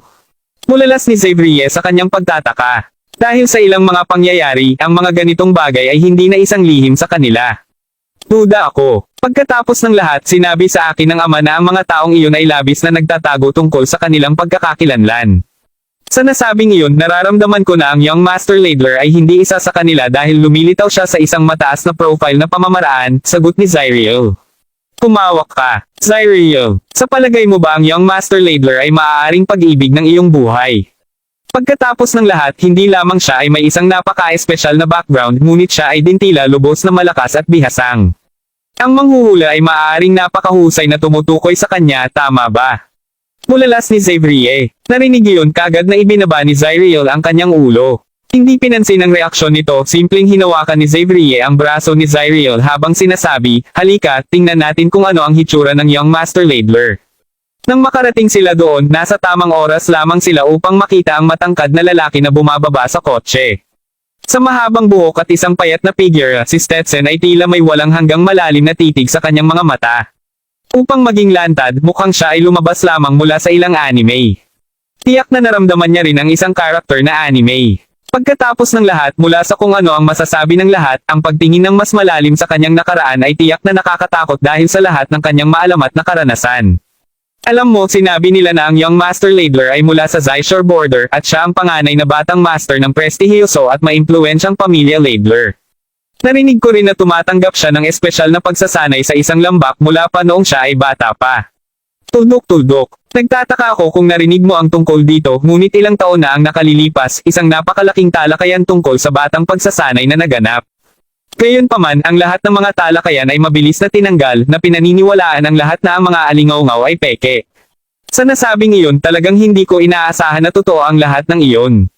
Tulad ng nangyari, tunay na umiiral ang batang lalaki na pagsasanay. Narinig ko rin ang pangyayaring iyon. Pagkatapos ng lahat, ang batang lalaki na nagtuturo ay sikat sa internet noon. Ang katotohanan na siya ay isang teenager ngayon ay nag-check out sa chismis na iyon. Gayunpaman, nagtataka ako kung ano ang ginagawa niya rito sa lalawigan ng Jenna. Hindi siya maaaring pumunta sa lahat ng paraan dito upang mag-aral lang tama. Kabanata 1472. Habang ang mga mula sa loob ng karamihan ng tao ay nagpatuloy na talakayin ng bagay, si Xavier at ang iba pa ay nakikinig lamang sa kanilang mga pag-uusap habang nakatingin kay Stetson. Sa nakikita nila, si Stetson ay mayroong napakalamig na personalidad. Pagkatapos ng lahat, tila hindi siya nag-abala tungkol sa lahat ng mga tao na tinatrato siya ng lubos na magalang. Sa halip, simpleng lumakad siya na may walang malasakit na ekspresyon sa kanyang mukha. Tuldok-tuldok. Naturally, ang mga talakayan sa lalong madaling panahon namatay dahil Stetson ay wala na. Habang ang karamihan ng tao ay dahan-daang nagkalat, natagpuan ni Xavier ang kanyang sarili na iniisip, iyon ay hindi maaaring ang pag-ibig ng aking buhay, tama. Habang totoo na nasiyahan ni Stetson ang lahat ng mga kondisyon na binanggit ng manghuhula, ang kanyang puso ay hindi man lamang tumibok para sa kanya. Sa pagmamasid sa ekspresyon ni Xavier, napangisi si Xavier habang sinusundot ang braso habang tinatanong, well, Miss Xavier, what is? Ano ang iniisip mo? Wala akong iniisip. Nahulaan ko na kung ano ang nasa isip mo kaya wala kang sasabihin kahit isang bagay. Ano man, kahit na si Stetson ay tila kasalukuyang nababalot ng kadiliman, sigurado akong makikita niya muli ang kanyang ilaw mula nang mahalin siya ni Xavier. Sino ang nakakaalam, ang kanyang landas sa pagsasanay ay maaari ding umunlad sa hinaharap dahil sa mga pagpapala ng aming Zyriel. Natatawang sabi ni Xavier. O sige, tama na. Medyo pagod na ako kaya't huwag na tayong magsalita tungkol dito at bumalik na lamang sa dormitoryo upang makapagpahinga na. Sa pamamagitan nito, bumalik si Zyriel at ang kanyang mga kaibigan sa mga dormitoryo, pakiramdam na medyo nasisiraan ng loob. Samantala, kapwa sina Gerald at Perla mismo ay naglalakad palabas ng campus kasama ang isang medyo may kagalingan at naisip na batang lalaki. Nang masulyapan ni Gerald si Stetson na kasalukuyang may distansya ng malayo, nakita niyang nagbubulungan siya. Oh! Napaka-interes, ano ito, Panginoon? Tanong ni Perla. Oh, wala yun. Alam mo, nakakahiya na mapagtanto na kahit na marami akong nakilala na mga tao noon maging sa pamamagitan ng pagbabahagi ng paaralan o lugar ng trabaho hindi pa napag-isip ng nakaraang isip ko na ang ilan sa kanila ay maaaring magkaroon ng mga supernatural na background. Pulong ni Gerald. Ano ang ibig mong sabihin sa ganyan, guro? Tinanong ni Perla, malinaw na hindi nakikita ang mga bagay mula sa pananaw ni Gerald. Pagturo kay Stetson, sinabi ni Gerald na kung ano ang sinasabi ko ay kahit na tiyak na napalampas ko ito sa nakaraan, masasabi ng kasalukuyang ako na siya rin ay isang tao na nagsasanay na makamit ang espiritual na kaliwanagan. Ano? Upang isipin na ang gayong kabataan ay magiging pagsasanay upang makamit ang espiritual na kaliwanagan. Gulat na bulalas ni Perla. Hindi lang siya ang kakaibang taong nakabangga namin sa campus na ito. Naaalala mo ba ang naisip na babaeng mag-aaral na nagpakita sa iyo ng daan kanina? Tanong ni Gerald. Oo. Sagot ni Perla, naalala ang pagkakasalubong niya sa dalaga. Mahalaga, si Perla ay nakabunggo sa kanya habang naglalakad siya sa kahabaan ng koridor ng kagawaran ng economics at pamamahala. Kasunod nito, tinanong niya ang batang babae kung aling palapag ang ikalawang klase ay matatagpuan sa nodding. Sinabi ni Gerald pagkatapos, ang batang babae na iyon ay isang halimbawa sa aklat ng mga kakaibang tao sa lugar na ito. Siya ay talagang isang kaluluwang kaluluwa na nagmamayari ng batang babae. Ang kuneho mismo ay ginagawa ito upang malaman kung paano mabuhay sa gitna namin. Kung tutuusin, ang pagkakaroon ng kanya ay magiging hitsura ng isang ordinaryong tao. Panoorin habang tinaakpan ni Perla ang kanyang bibig sa pagtataka, simpleng tumawa si Gerald bago sinabi, huwag kang mag-alala, dahan-dahan mong madidiscover pa sa hinaharap. Makalipas ang ilang sandali, dumating ang trio sa isang restaurant. Matapos mag-book ng isang pribadong silid, nag-order si Gerald ng maraming mga pagkain para sa kanila, habang ibinubuhos kay Yul ang isang baso ng fruit juice, sinabi ni Gerald na, hindi mo na talaga kailangan itong kabahan, Yul. Hindi ka namin tinawag na naghahanap ng gulo, alam mo. Panipi. Kabanata 1473. Pinahahalagahan ko iyon. Sagot ni Yul habang humihigop sa katas bago nagsimulang kumain. Ito ay maliwanag na siya ay pa rin maging lubos na maingat sa kanyang mga aksyon at salita. Napansin niyon simpleng ngumiti si Gerald bago sabihin, gayunpaman, hindi ka ba nakatanggap ng 300,000 dolyar? Tudok-tudok tandang pananong, bakit ka pa rin nahihirapan sa sarili mo? Sa pamamagitan nito, tinutukoy ko ang katotohanan kumakain ka lamang ng mga steamed buns na may atsara nang makita ka namin ni Perla. Hindi ako maglakas loob na gamitin ang pera. Tudok-tudok, kahit na hindi ko alintana na ibigay sa iyo ang pera kung iyon ang gusto mo. Sagot ni Yul. Napailing na ngumiti siya, simpleng sinabi ni Gerald, hindi kami narito para sa pera mo, Yul. Narito kami upang tanungin ka kung paano mo nakamit ang iyong mga kamay sa Heavenly Horsetail Whisk. Sa itsura nito, parang hindi ikaw ang gumawa ng plano na auction ito ng una.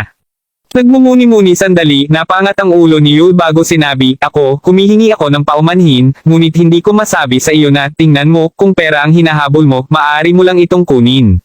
Tudok-tudok tandang padamdam. Pasok lang ako sa isang gawain.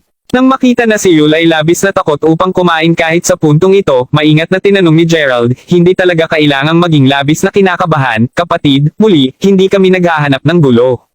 Hayaan mo akong muling salin ang aking katanungan. May sinabi pa ba ang iba pang partido pagkatapos ibigay sa iyo ang pales? Matapos mag-atubili, sumagot si Yul. Isang batang kaibigan mula sa timog ang darating. Hoy ngayon, ano ang ibig mong sabihin doon? Sinusubukan mo bang baguhin ulit ang paksa? Magalang ka sa aking Panginoon.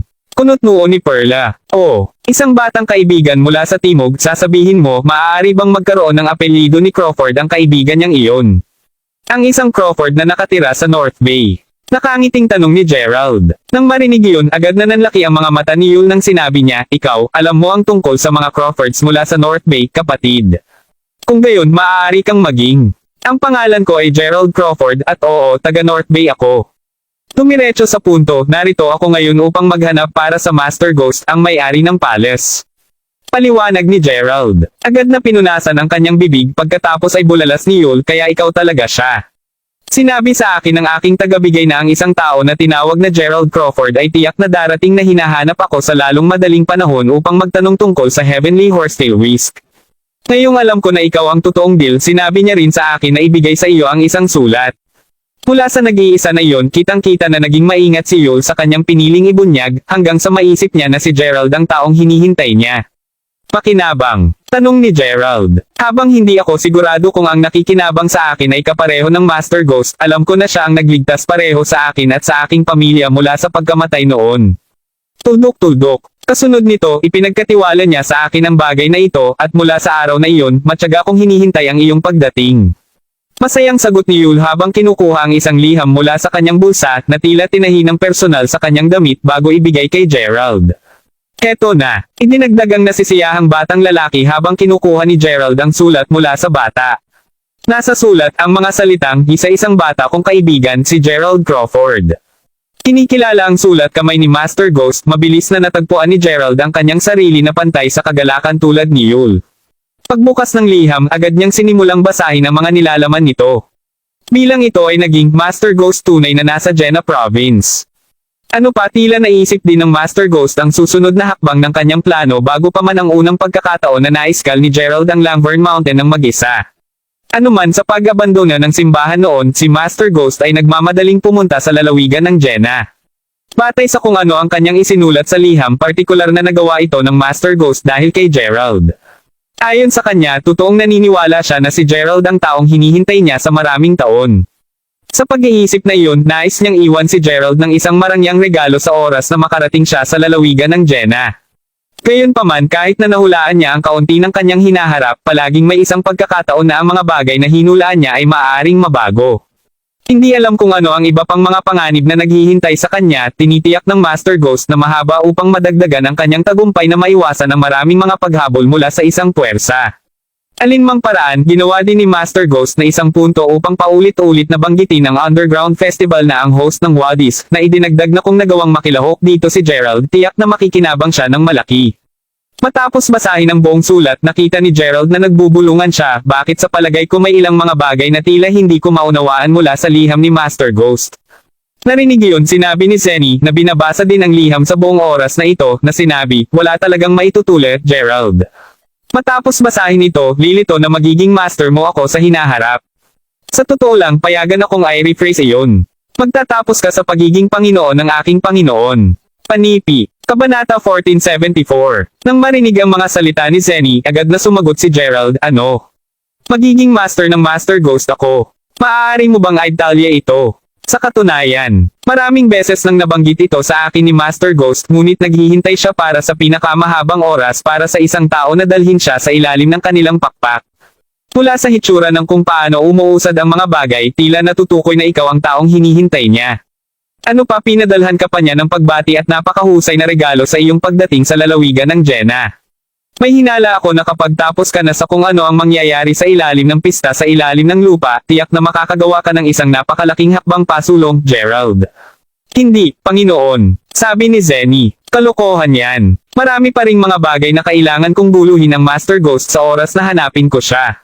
Sa nasabing iyon, bakit niya pa ako pinag-uusapan tungkol sa pagbati sa akin bilang isang master?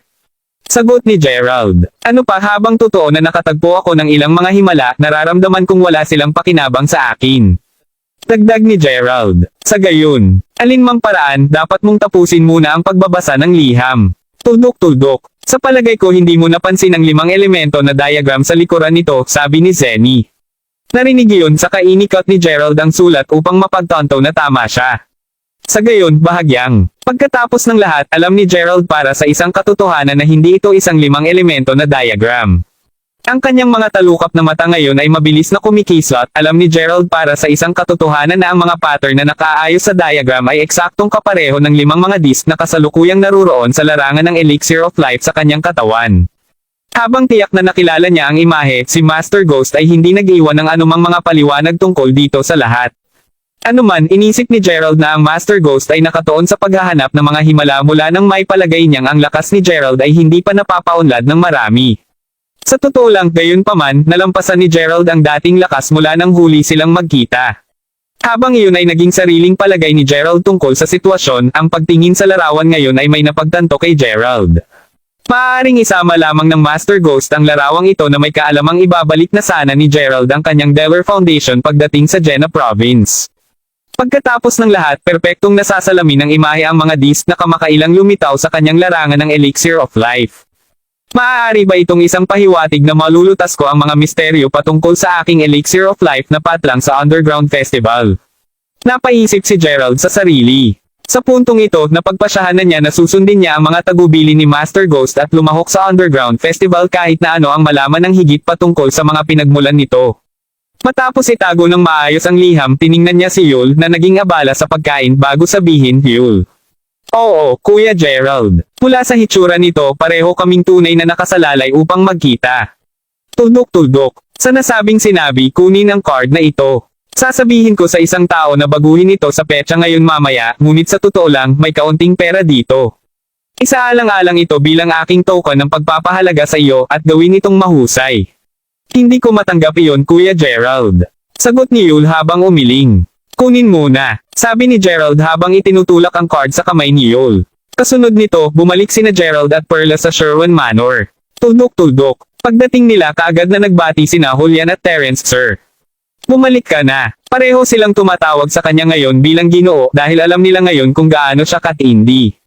Sa pag-iisip na iyon, naramdaman nila na ang simpleng pag-refer sa kanya bilang G. Crawford ay magiging isang mapagmataas sa kanilang bahagi. Hindi talaga tutol si Gerald sa pagbabagong ito. Anuman bago siya umalis para sa universidad, tiniyak niya na pilit na makikialam sa mga hinaing sa pagitan ni Julian at Terence. Sa madaling salita, inayos niya para sa tulong ni Julian na sanayin ang mga anak ng pamilya Sherwin na payagan silang buksan ang kanilang mga ugat sa espiritu. Kung magiging maayos ang mga bagay, ang pagsisikap ay tiyak na magbibigay daan sa mga bata upang makapagsimula sa kanilang mga personal na paglalakbay sa pagsasanay sa hinaharap. Naturally, ang desisyon na ito ay nagresulta sa Termother mabilis na kalmado. Si Terence ay walang alinlangan na isang tao na inuna ang kanyang pamilya bago ang kanyang sariling mga hinaing, na nangangahulugang hanggat na kasisiguro niya ang kaligtasan ng kanyang pamilya sa pangmatagalan, tiyak na handa niyang hayaang dumulas ang kanyang mga hinaing. Naihiling ang pag-iisip, umupo si Gerald at tiningnan si Julian bago nagtanong, ano ang alam mo tungkol sa Underground Festival, Julian? Maaari mo bang aitalye ang lahat ng iyong nalalaman tungkol sa kaganapan? Siyempre, Ginoo. Sagot ni Julian habang gumalang siyang tumayo bago ibahagi ang mga pinagmulan ng Underground Festival. Kabanata 1475. Ang pista sa ilalim ng lupa ay mayroon ng mahabang panahon at sa tuwing gaganapin ang pagdiriwang na ito, karaniwang kasabay ng paglitaw ng ilang mga makapangyarihang mapagkukunan. Paliwanag ni Julian. Napakahusay na mapagkukunan. Maaari mo bang tinukoy ang mga mapagkukunan ng pagsasanay na kinakailangan para sa mga nais na sanayin ang kanilang sarili upang makamit ang espiritual na kaliwanagan? Tanong ni Gerald na may tango, tila naiintindihan kung ano ang nakukuha ni Julian. Sa katunayan, ngunit ang dahilan kung bakit ginanap ang pagdiriwang ay hindi limitado sa paglitaw ng regular na mga mapagkukunan ng pagsasanay, Ginoo. Sa mga oras, ang pagdiriwang ay gaganapin din kung ang mga mahiwagang artifact na may kakayahang sirain ang mundo ay matatagpuan. Habang ang mga nasabing item ay tiyak na nakakaakit para sa mga ordinaryong tao na bumili at magyabang, ang mga ito ay napakahalagang kayamanan sa mga pagsasanay na makamit ang espiritual na kaliwanagan. Sa nasabing iyon, palaging may kompetisyon pagdating sa mga ganitong mapagkukunan. Ito ang dahilan kung bakit ang mga pagsasanay na makamit ang espiritual na kaliwanagan ay piniling baliwalain ang kanilang mga kasunduan sa mga oras na tulad nito at biglang sumali sa lipunan upang makipagkompetensya para sa mga mapagkukunan. Naturally, mayroon ding mga ordinaryong tao na nais na makakuha ng tulad ng mga mahiwagang artifact. Pinag-uusapan kung saan, hindi ako sigurado kung alam mo na ito, ngunit hanggat ang isang malakas na pamilya ay nagmamayari ng tulad ng isang mining na artifact, tiyak na mayroong isang naglilinang na pamilya na sumusuporta sa kanila mula sa mga anino. Habang ang mamimili ay tiyak na makakakuha ng proteksyon, ang totoo, ang pamilyang naglilinang ay karaniwang nagtatapos sa malayo na pagkontrol sa lahat ng nangyayari sa loob ng pamilya ng mamimili. Detalyadong si Julian. Nang marinig iyon, nakita ni Gerald na tumatango siya. Pagkatapos ng lahat mula sa kung ano ang alam niya ngayon kahit na ang Crawfords ay nagmamay-ari ng ilang mahiwagang artifact at ang mga bagay ay mukhang maayos sa ibabaw, ang totoo ay palaging may isa pang pamilya Crawford na palihim na sumusuporta sa kanila. Sa kabilang banda kung ang isang ordinaryong pamilya ay nakakuha ng katulad na mahiwagang artifact, tiyak na haharapin nila ang panganib na mabawasan sa walang anuman kundi isang papay. Kaya't iyon ang dahilan kung bakit mo itinago ang iyong pagkakakilanlan pagkatapos pumasok sa lipunan, tama. Dahil may kamalayan ka na maraming mga tao na nagsasanay din upang makamit ang espiritual na kaliwanagan, ay sumugod at malamang na nasa gitna natin na ang kanilang mga pagkakakilanlang nakatago. Tanong ni Gerald. Biglang tulad ng dati, Ginoo. Ano man kung hindi ako nag-iingat ng isang mababang profile at natapos na natuklasan ng iba na nagsasanay din upang makamit ang espiritual na kaliwanagan, tiyak na maglalagay sila ng walang katapusang mga bitag para sa akin o kahit pakinubkob ako sa pangalawang magagawa nila. Sabi ni Julian, nakikita ko, ang Wadis ay ang responsable para sa pagbibigay ng platform para sa mga contenders na ito, tama. Sinusubukan ba nilang payagan ang makatwirang paglalaan ng mapagkukunan gamit ang ilang mga pamamaraan ng maaga? Tanong ni Gerald. Tama yan, Ginoo. Maaari mong sabihin na ang Underground Festival ay katulad ng isang martial arts conference. Sa panahon ng aktwal na kaganapan, marami sa mga kalahok na talagang mga taong nagsasanay upang makamit ang espiritual na kaliwanagan ay magkukubli bilang kanilang mayaman o kahit ordinaryong tao. Mula sa aking natipon, marami sa kanila ay umaasa din sa prestihiyo ng mga maimpluwensyang pamilya upang makakuha ng mas mahusay na pagkakataon na makipagkompetensya. Kung ang mga alingaw-ngaw ay totoo, kung gayon ang nagwagi sa kompetisyon o ang nagwaging pamilya, ay bibigyan din ng nangingibabaw na karapatang manguna sa pagtuklas ng himala sa Tierson Mountain. Iyon ay isang malaking pakikitungo dahil ang gayong karangalan ay maibibigay lamang sa isang tao na may ranggo ng isang pinuno ng martial arts sa labas ng kompetisyon. O, mayroon bang isang himala na natuklasan sa Tierson Mountain? Tanong ni Gerald. Sa katunayan, nakikita ko. Sabihin mo sa akin kahit na ang Wadis ang tagapag-ayos ng kaganapan, sa palagay mo ay magpapadala sila ng isang kalahok ng kanilang sarili para sa kompetisyon. Tanong ni Gerald. Ginagawa ko kahit natandaan na ang pagiging tagapag-ayos ay hindi nangangahulugang sila ang nangunguna sa kaganapan. Anuman upang lihim na mapagmasdan ang sitwasyon sa taong ito, pinili ko na huwag kumapit sa sinuman na pagsasanay upang makamit ang espiritual na kaliwanagan o sumali sa anumang makapangyarihang at maimpluwensyang pamilya, kaya't nakipag-ayos ako sa mga dun bago ito. Narinig iyon, naramdaman ni Gerald na lubos niyang naiintindihan ang mga sulos ng bagay. Sa pamamagitan nito, nagsimula siyang mag-isip tungkol sa liham ni Master Ghost. Mula sa mahulaan niya ngayon, nais ng Master Ghost na sumali siya sa Underground Festival dahil nais niyang lumahok si Gerald sa kompetisyon. Maaari bang may mga nakatagong bagay na nauugnay sa mga lihim ng aking Elixir of Life na patlang sa loob ng himala sa Tierson Mountain? Habang iniisip ito ni Gerald, mas napagtanto niya kung posible iyon. Sa wakas ay naintindihan din ni Gerald kung bakit ang Master Ghost ay nauhulog sa buong panahong ito. Bilang ito ay naka-out, ang undercurrents ng lalawigan ng Jenna ay lundag na sa kabila ng kung gaano kalmado ito lumitaw sa ibabaw. Kahit na marahil ay may mga hindi mabilang na puwersa sa pagsasanay na lihim na sumingit sa lalawigan ng Jenna at naroroon na pinahiwatig ng Master Ghost na ang himala ay magiging kapaki-pakinabang sa kanya. Alam ni Gerald na siguradong kailangan niyang makuha ito.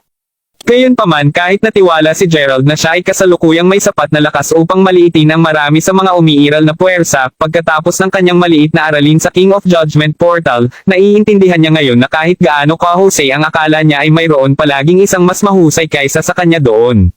Sa pag-iisip na iyon, alam ni Gerald na hindi siya maaaring maging mataas na profile ngayon.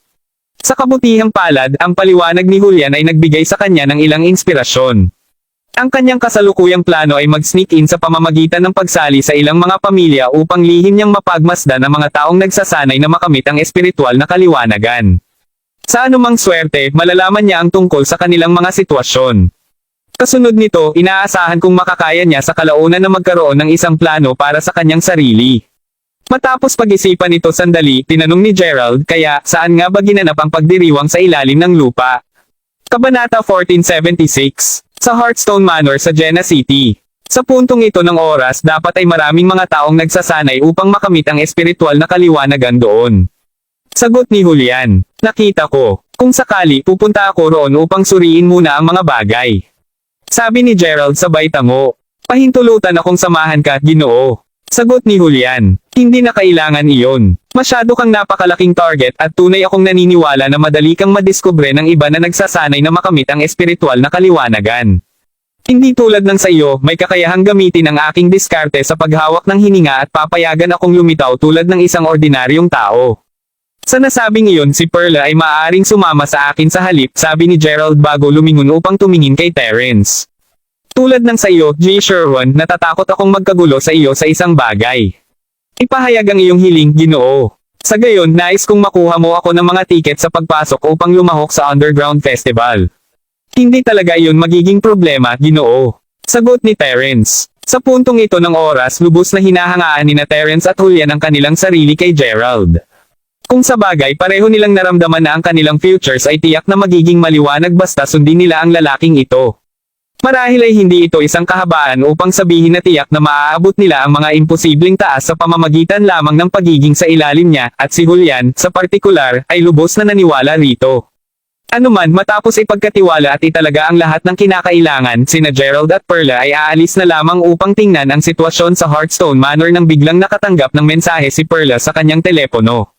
Nakangiting binasa niya ito, mabilis niyang sinabi, Guro, nagpadala lang sa akin si Yul ng isang mensahe sa WhatsApp na nagsasaad na kailangan niya ang aking tulong sa isang bagay. Naghihintay yata siya sa pasukan ngayon. Oh, kung ganoon bakit hindi natin siya salubungin ngayon? Sagot ni Gerald na sa totoo lang may magandang impresyon kay Yul. Hindi talaga niya may kakaila na paalalahanan siya ni Yul ng dati niyang pagkatao. Sa pag-iisip tungkol dito, hindi mapigilan ni Gerald na tumawa ng walang pag-asa sa kanyang isipan. Pagkatapos ng lahat may kasabihan na habang ang dalawang pantay na magagaling na tao ay maaaring magwakas na maging magkaibigan, ang dalawang pantay na miserable na tao ay tiyak na magkakasama. Ito ay sapagkat matapos ang mahabang paghihirap, ang pagpupulong sa isang tao na naintindihan ang kanilang kalungkutan ay tiyak na magpapaligaya sa parehong partido na malaman na sa wakas ay natagpuan nila ang isang taong handang maglakad sa parehong paglalakbay kasama nila. Malamang iyon ang dahilan kung bakit ang mga ganoong kaibigan ay nagtapos sa pagiging malapit sa bawat isa. Anuman pagdating sa pintuan, nakita nila si Yul na palakad pabalik-balik dala ang kanyang cellphone. Kahit na siya ay mayaman na ngayon pagkatapos matanggap ang pera mula kay Gerald, pinili pa rin niyang mapanatili ang isang payak at simpleng hitsura. Ano man ang kaso, ang pangalawang nakita niya sina Gerald at Perla, agad siyang tumakbo papunta sa kanila bago sinabi, Kapatid Gerald. Perla, sinabi mo na kailangan mo ng tulong ko, di ba?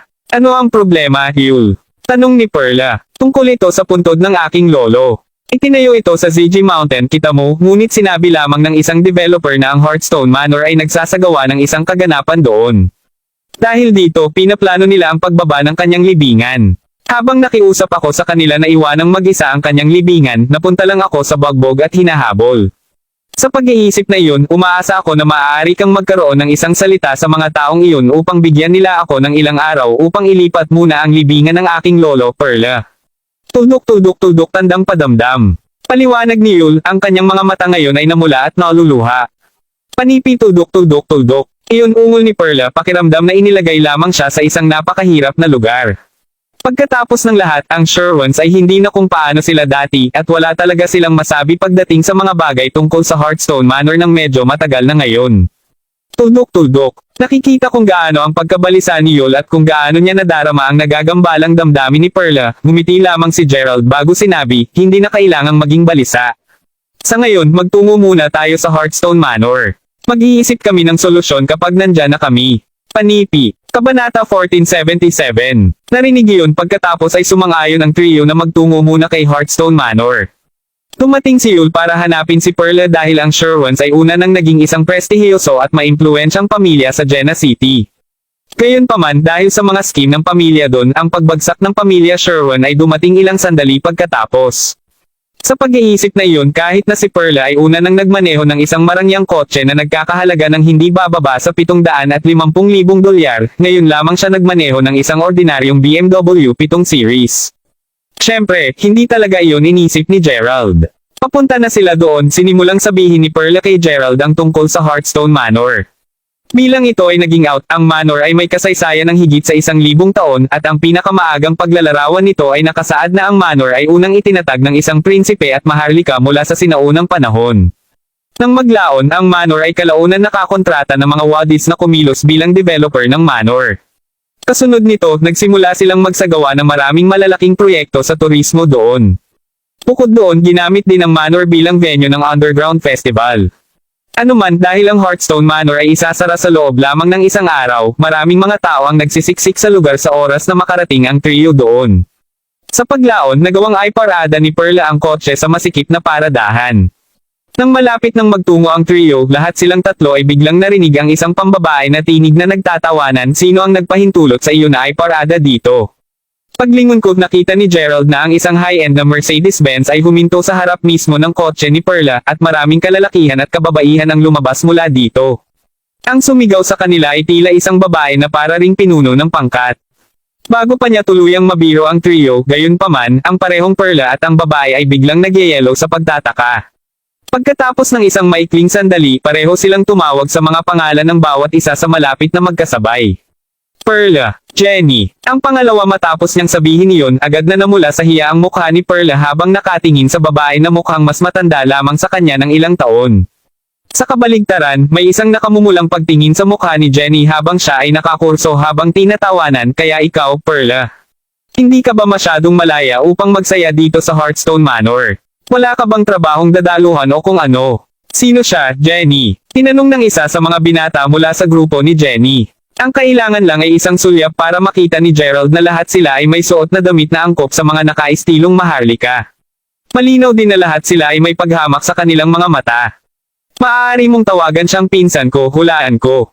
Ang kanyang ina ay ampon ng aking lola, kita mo, at sa huli ay napangasawa niya sa pamilya Sherwin. Nagtitiwala ako na narinig na ninyong lahat ang tungkol sa kung ano ang nangyari sa mga Sherwins, tama.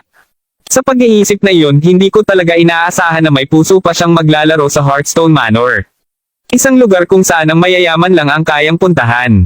Sagot ni Jenny. Talagang hindi lihim na ang mga kapatid na babae ng pinsan ay nasisiyahan sa paghahambing ng kanilang sarili sa bawat isa.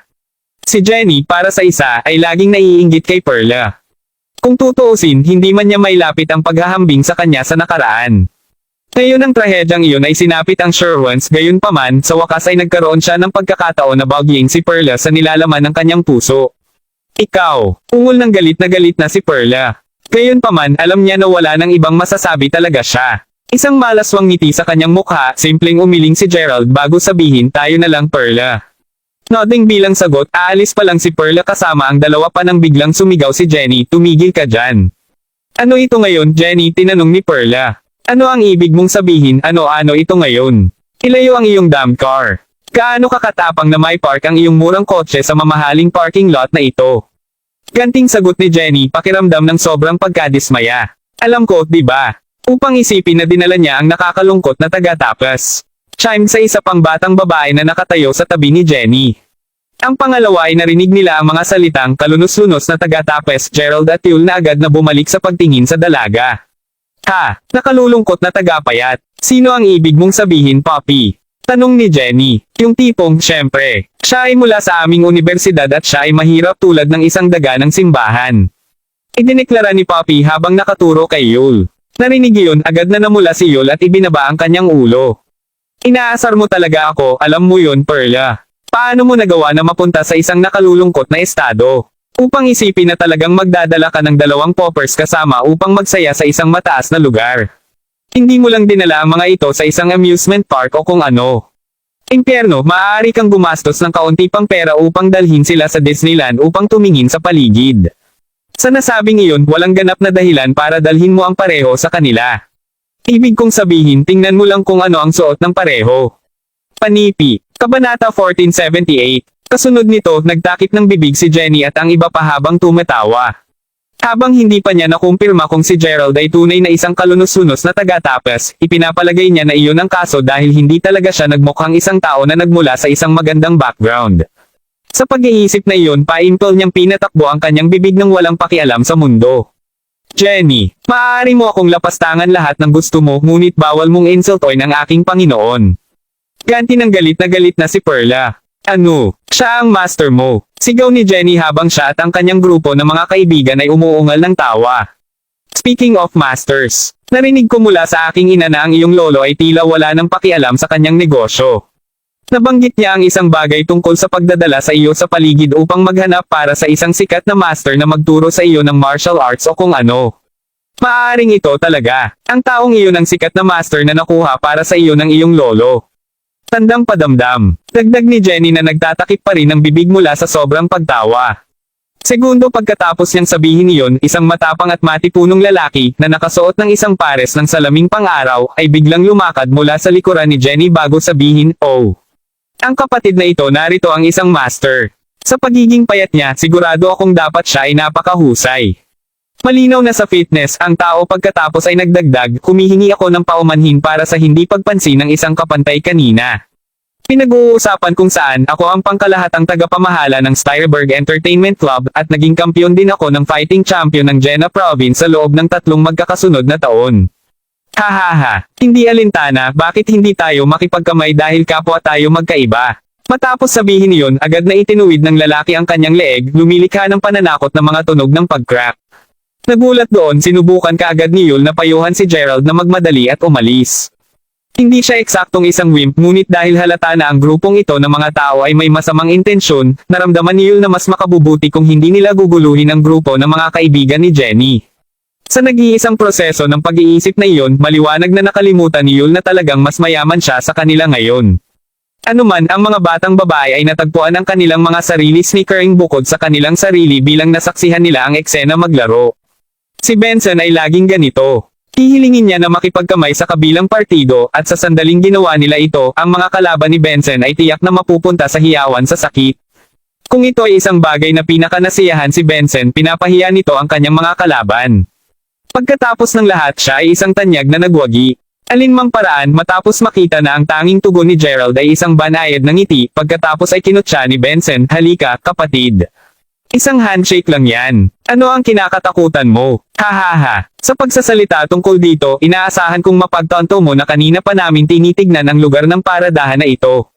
Para malaman mo, ang kailangan ko lang gawin ay isang solong tawag sa telepono para ang iyong sasakyan ay gawing isang tumpok ng scrap metal. Ngayon, kung magkaibigan kami, gayon paman, tiyak na papayagan kitang ipagpatuloy ang pagparada ng iyong sasakyan dito.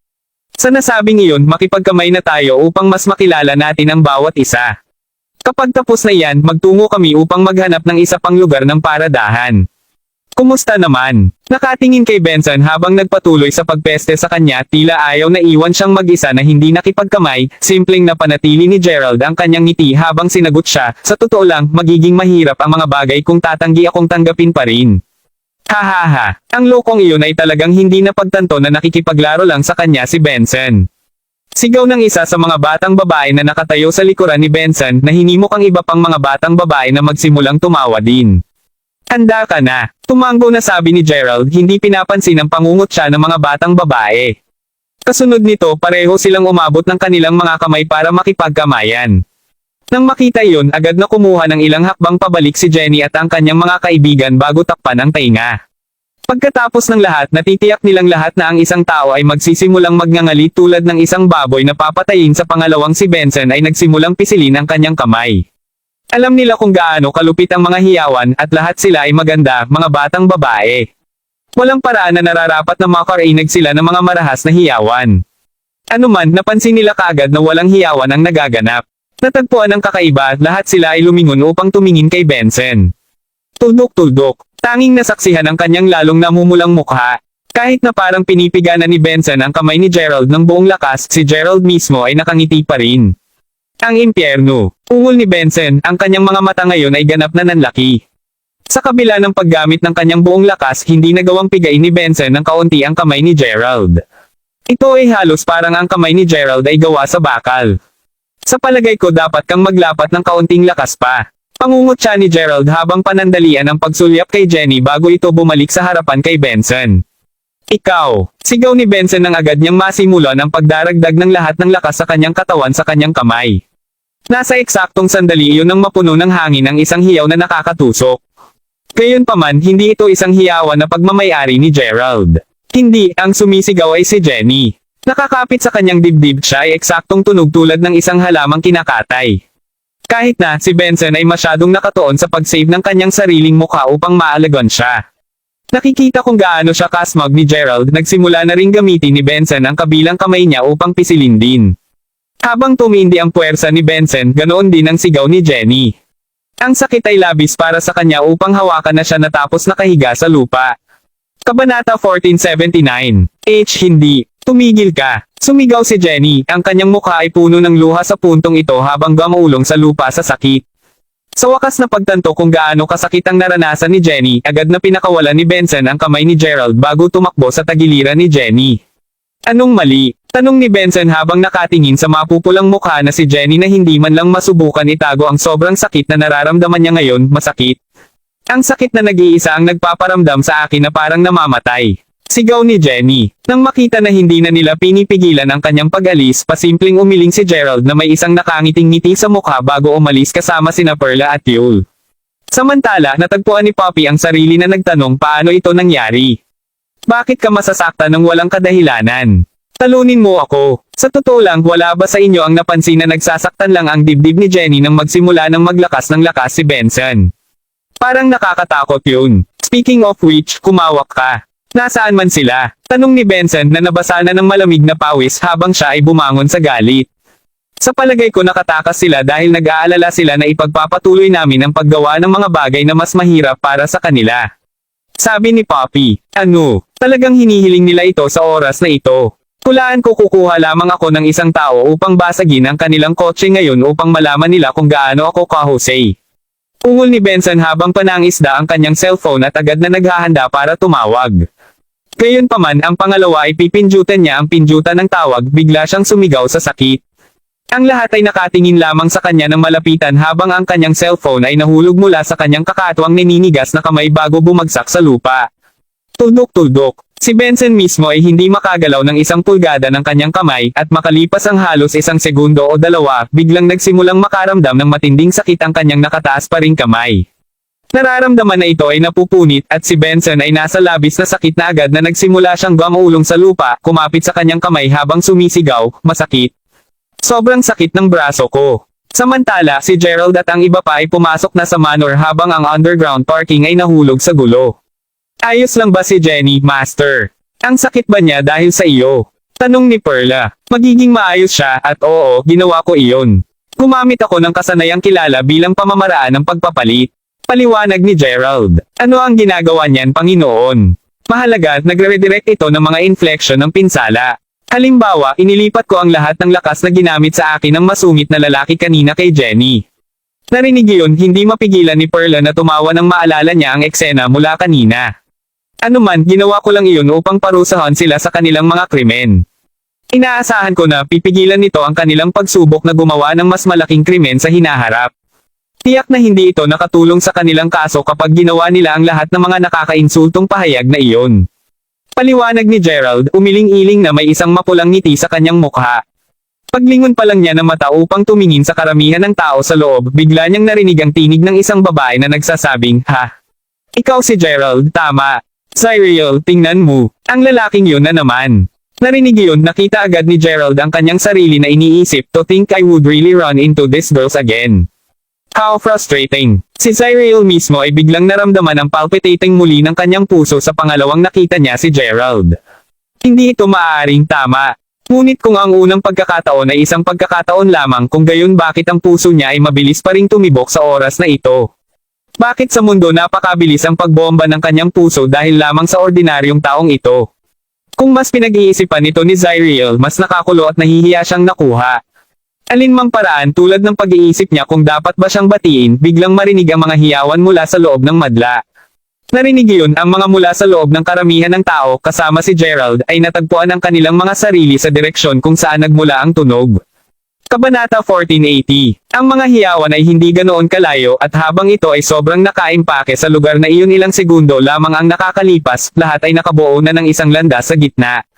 Siyempre, ang taong kinamumuhian nilang lahat ay walang iba kundi si Stetson, ang binata na napansin ni Gerald noong siya ay nasa universidad noon.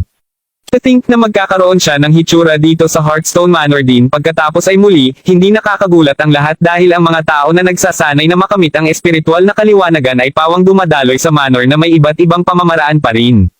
Sa nasabing iyon si Stetson na karaniwang tinutukoy bilang batang lalaki sa pagsasanay ay natural din na isang tao na nagsasanay upang makamit ang espiritual na kaliwanagan.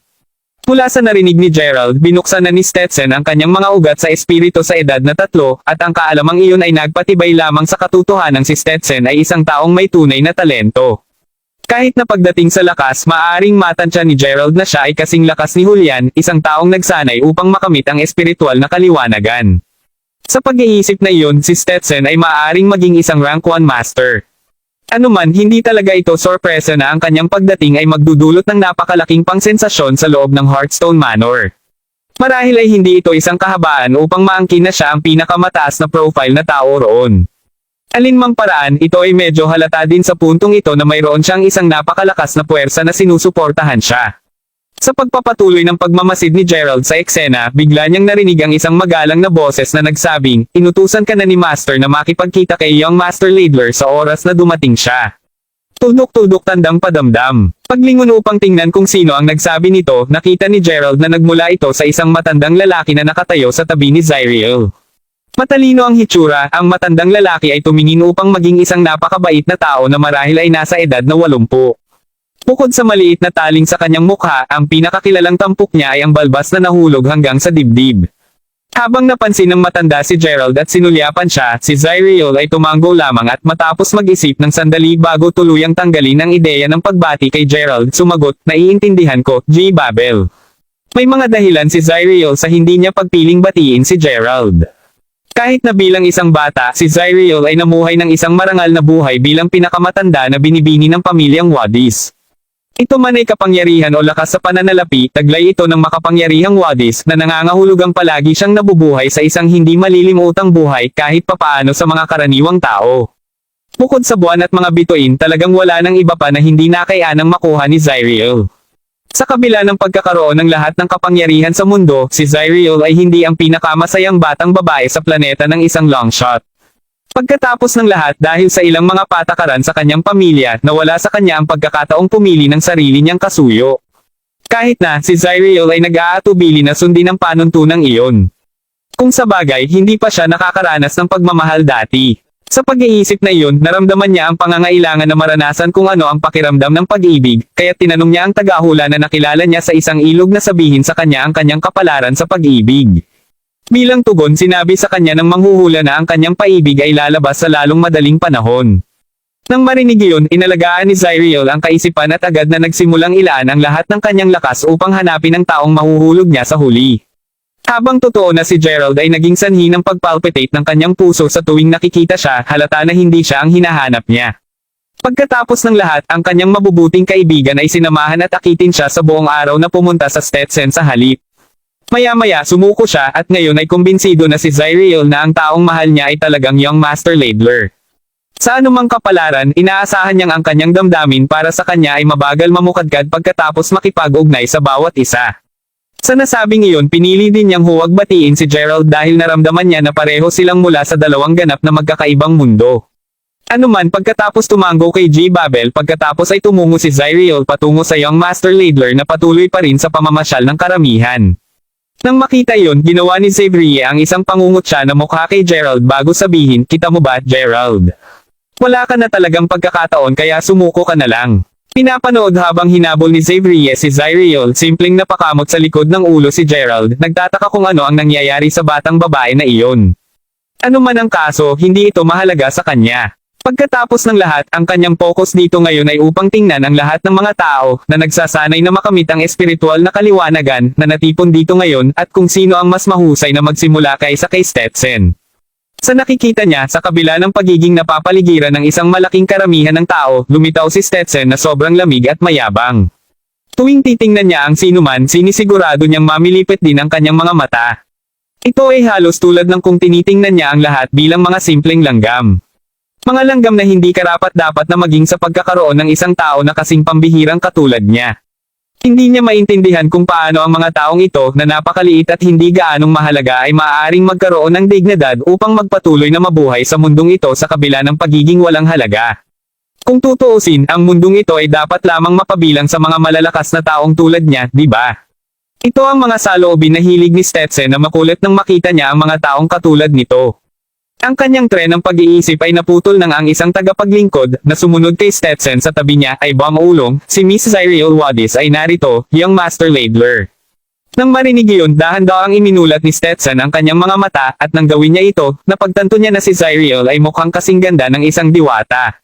Habang ang kanyang mga mata ay lumiwanag ng bahagya, natagpuan ni Zyriel ang kanyang sarili na medyo namula habang sinabi niya, narinig ko ang maraming magagaling na bagay tungkol sa iyo, young Master Ladler. Ang pangalan ko ay Zyriel. Mismong si Zyriel ang may hitsura ng paghanga sa kanyang mga mata habang nakatingin sa hindi kapanipaniwala at masiglang binata na nakatayo sa harapan niya. Habang inaabot ang kanyang kamay upang kamayan ang kanyang kamay, si Stetson ay bahagyang nag-atubili nang umabot din siya upang makipagkamay sa kanya. Habang ginagawa nila ito, medyo naguluhan si Zyriel. Kahit na pagkatapos makipag-ugnay sa balat, ang kanyang puso ay hindi kumakabog ng kahit kaunti. Bakit iyon? Maraming salamat mga kamaster sa walang sawang pagsusubaybay, isang like, share, and subscribe naman dyan mga kamaster. Abangan ang susunod pang mga kabanata.